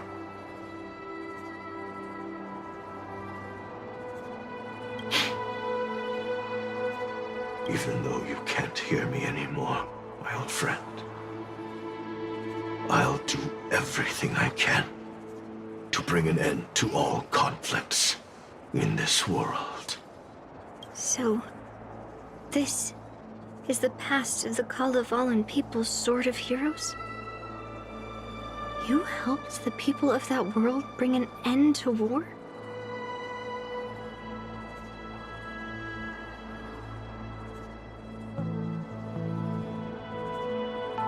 No, I did not. I am a weapon, and I only became the cause of more conflicts.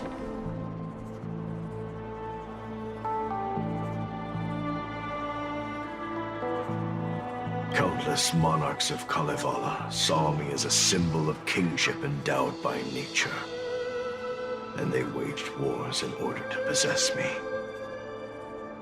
I grew tired of their wicked intentions. I didn't want to kill for anyone anymore.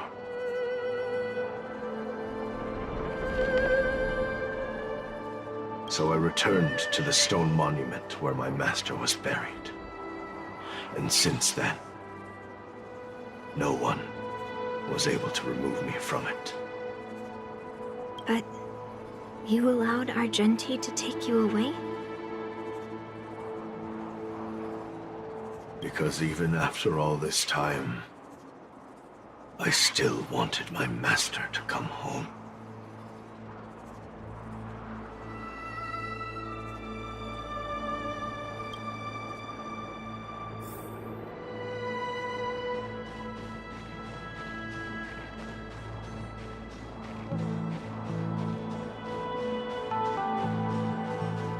During the sword gifting ceremony, I felt anguish when I learned that I would be handed over to the most skilled swordmaster and once again become a tool for killing. My master had engraved his deepest desire into my blade. End war.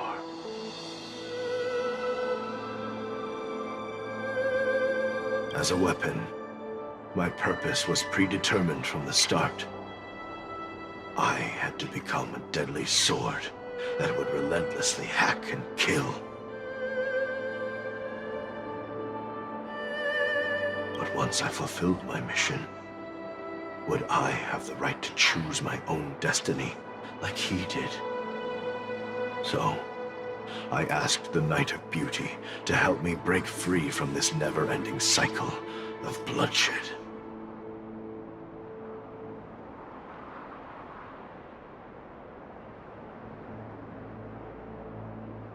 These thousands of years have naturally turned into memories of mine. I think I understand the beauty the knight was talking about now. I don't want to be a sword that brings death. My war ended long ago. The years spent as a tombstone were my finest.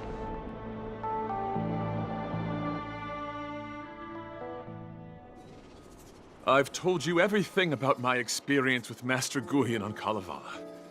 And now, I'm sure that Miss Yun Li is as moved by the sword's flawless beauty as I was back then.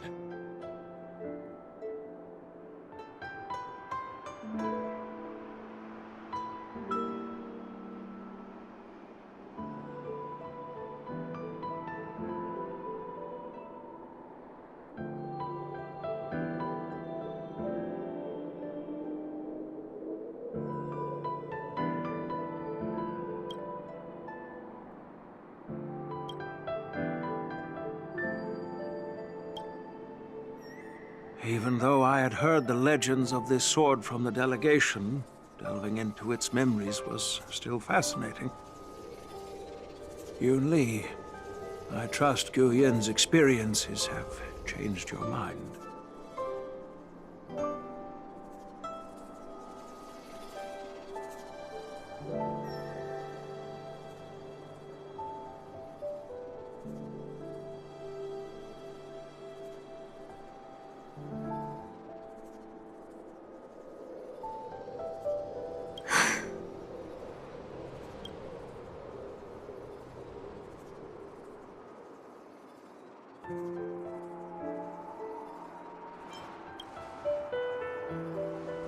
That's why Grandpa hid it from me. So I wouldn't make a hasty decision.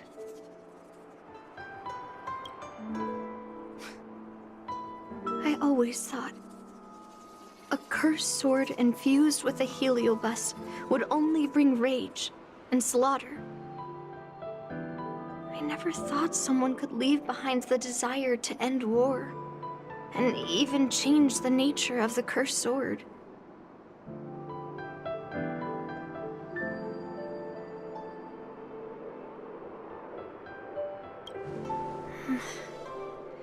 My position was too extreme. Guyan is truly a sword of heroes. I apologize to all of you for my behavior. I'm sorry.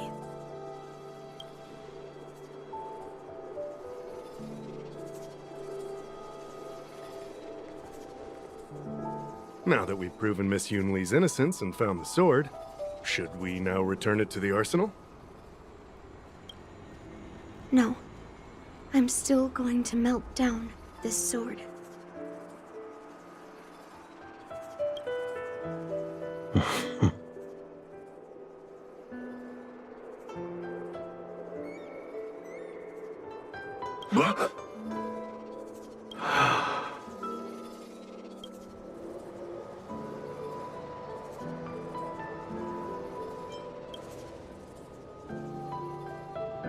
Oh, Yunli. I've heard your true desires, Guyen.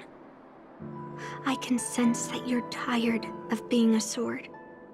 Constantly serving new masters and fighting battles you no longer want to be part of. Right? But being a sword is my destiny. I'm doomed to serve some master and fight battles endlessly. Can the wind choose to stop blowing? Can a cloud choose to stop drifting? No. It's the same for me. A creation with a predetermined destiny.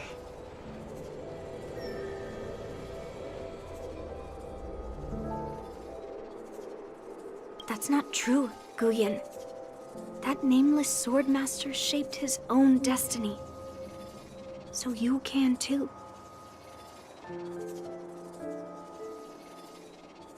I just can't picture my destiny being anything other than that of a sword.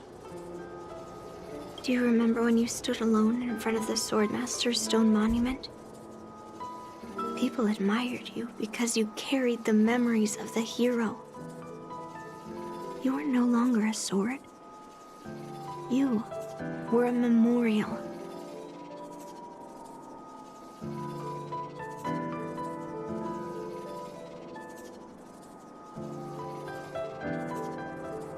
Later, as I became worn and weathered, the gentle wind would pass through the hollows of my body, creating melodic tones that echoed in the distant mountains.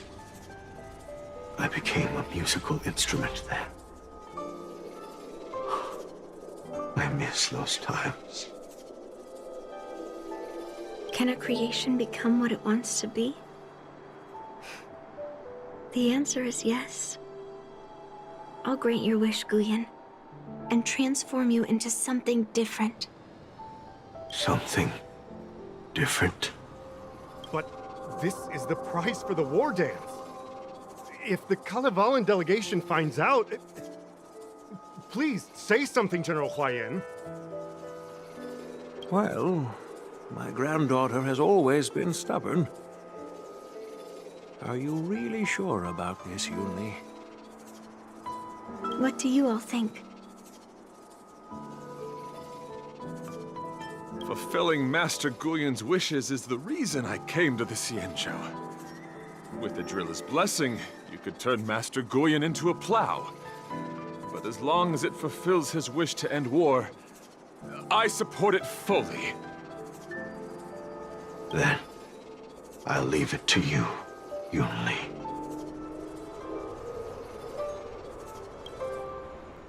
Finally, you make your way up to the Artisanship Commission's Pitat Armory. It's been an honor getting to know you like this. The honor is mine. Thank you, Yunli.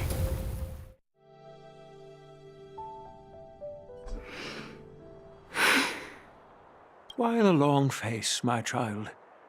Are you feeling regret, perhaps? You were completely determined when melting down the sword, so why the sudden change of heart? Grandpa, I melted down the prize for the war dance. How are you going to explain this to the Lawfu? Oh, am I hearing right? This little girl is worried about her grandpa. Didn't see that coming. If only I'd talked to you from the beginning, Grandpa. Maybe things wouldn't have escalated like this. But at least Guyen got what it wanted. I have no regrets there. When it comes to swords, you and your father are cut from the same cloth. So, are you planning to continue melting down the rest of Hongguang's swords? Yeah. Guyen is unique. But The other cursed swords are still too dangerous for anyone to handle. But maybe I'll try to be more patient next time. Be more patient. Well said. Remember what you learned today, because there will be many more situations in the future that will require you to be more patient. Understood. But what about the prize? Well, ever since you showed up at the ceremony, I had a hunch. So I prepared another sword as a backup plan. And don't worry, this one has nothing to do with Heliobi. That's perfect. By the way, the ambassador from Kalevala and that knight went to Aurum Alley. They're looking for a spot to honor the hero. Why don't we go take a look together?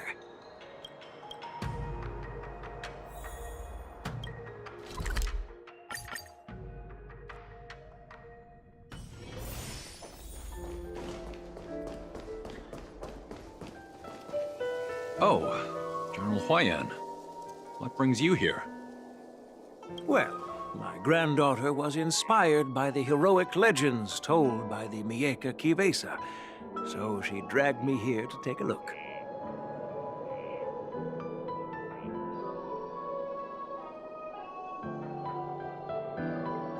I come from a long line of Kalevalan monument keepers.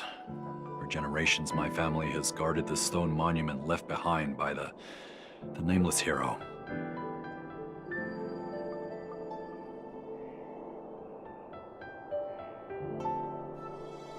Over the centuries, a golden tree sprouted from under the monument, and its branches have never withered. We Kalevalans see it as proof of the hero's existence.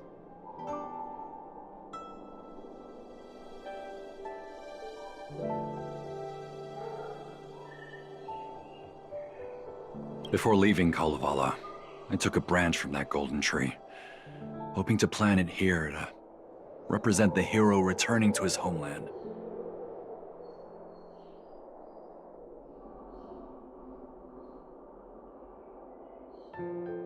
That sounds good. We Xianzhou people don't make coffins or set up memorials, so I'm sure he would be happy to rest here where life is bustling.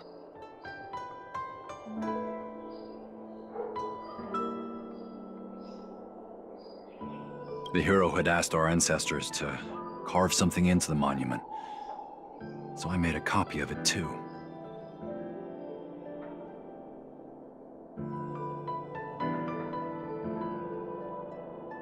While the inscription is pretty worn with age, perhaps you can still make out some of it.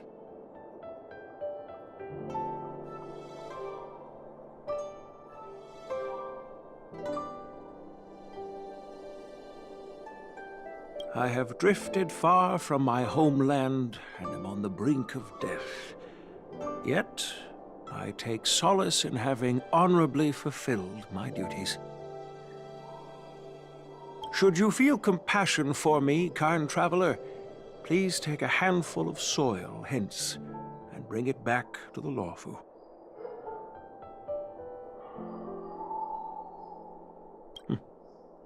Mr. Pavo, I wonder if that hero ever left a name in your history.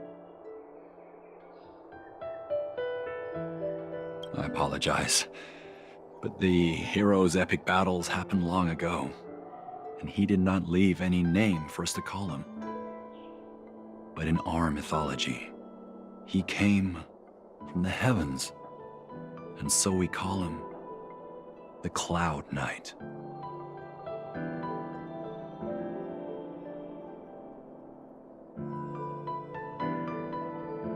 Welcome home, Cloud Knight. Now, you can also rest here, Guyan.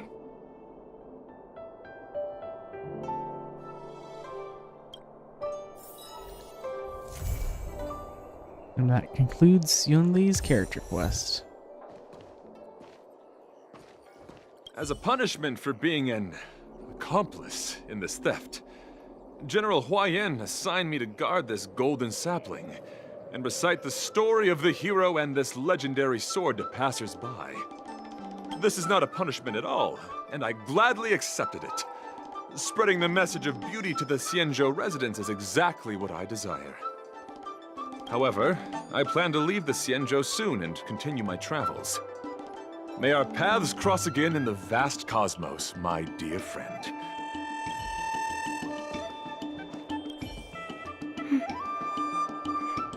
I'm feeling a bit emotional.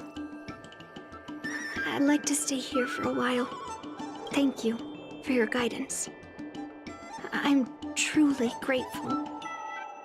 By any chance, would you be interested in taking sword lessons with me? Like March?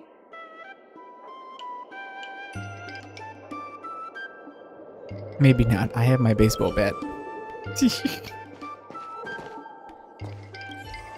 Now that my mission is accomplished, the delegation will be leaving the Xianzhou Luofu soon.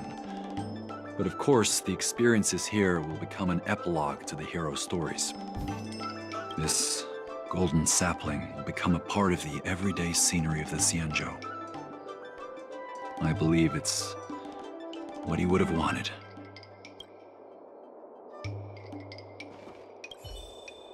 An unassuming ancient Guian, its body and strings appear to be crafted from a unique kind of metal. Even without a human's touch, it occasionally bursts out notes, as if humming an untuned melody for someone unseen.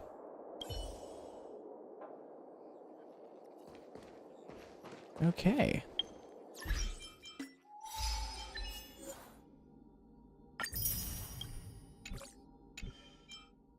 And with that, I'm going to switch over to Zenless Zone 0, but I need to get some food first, so I'll be back in a little bit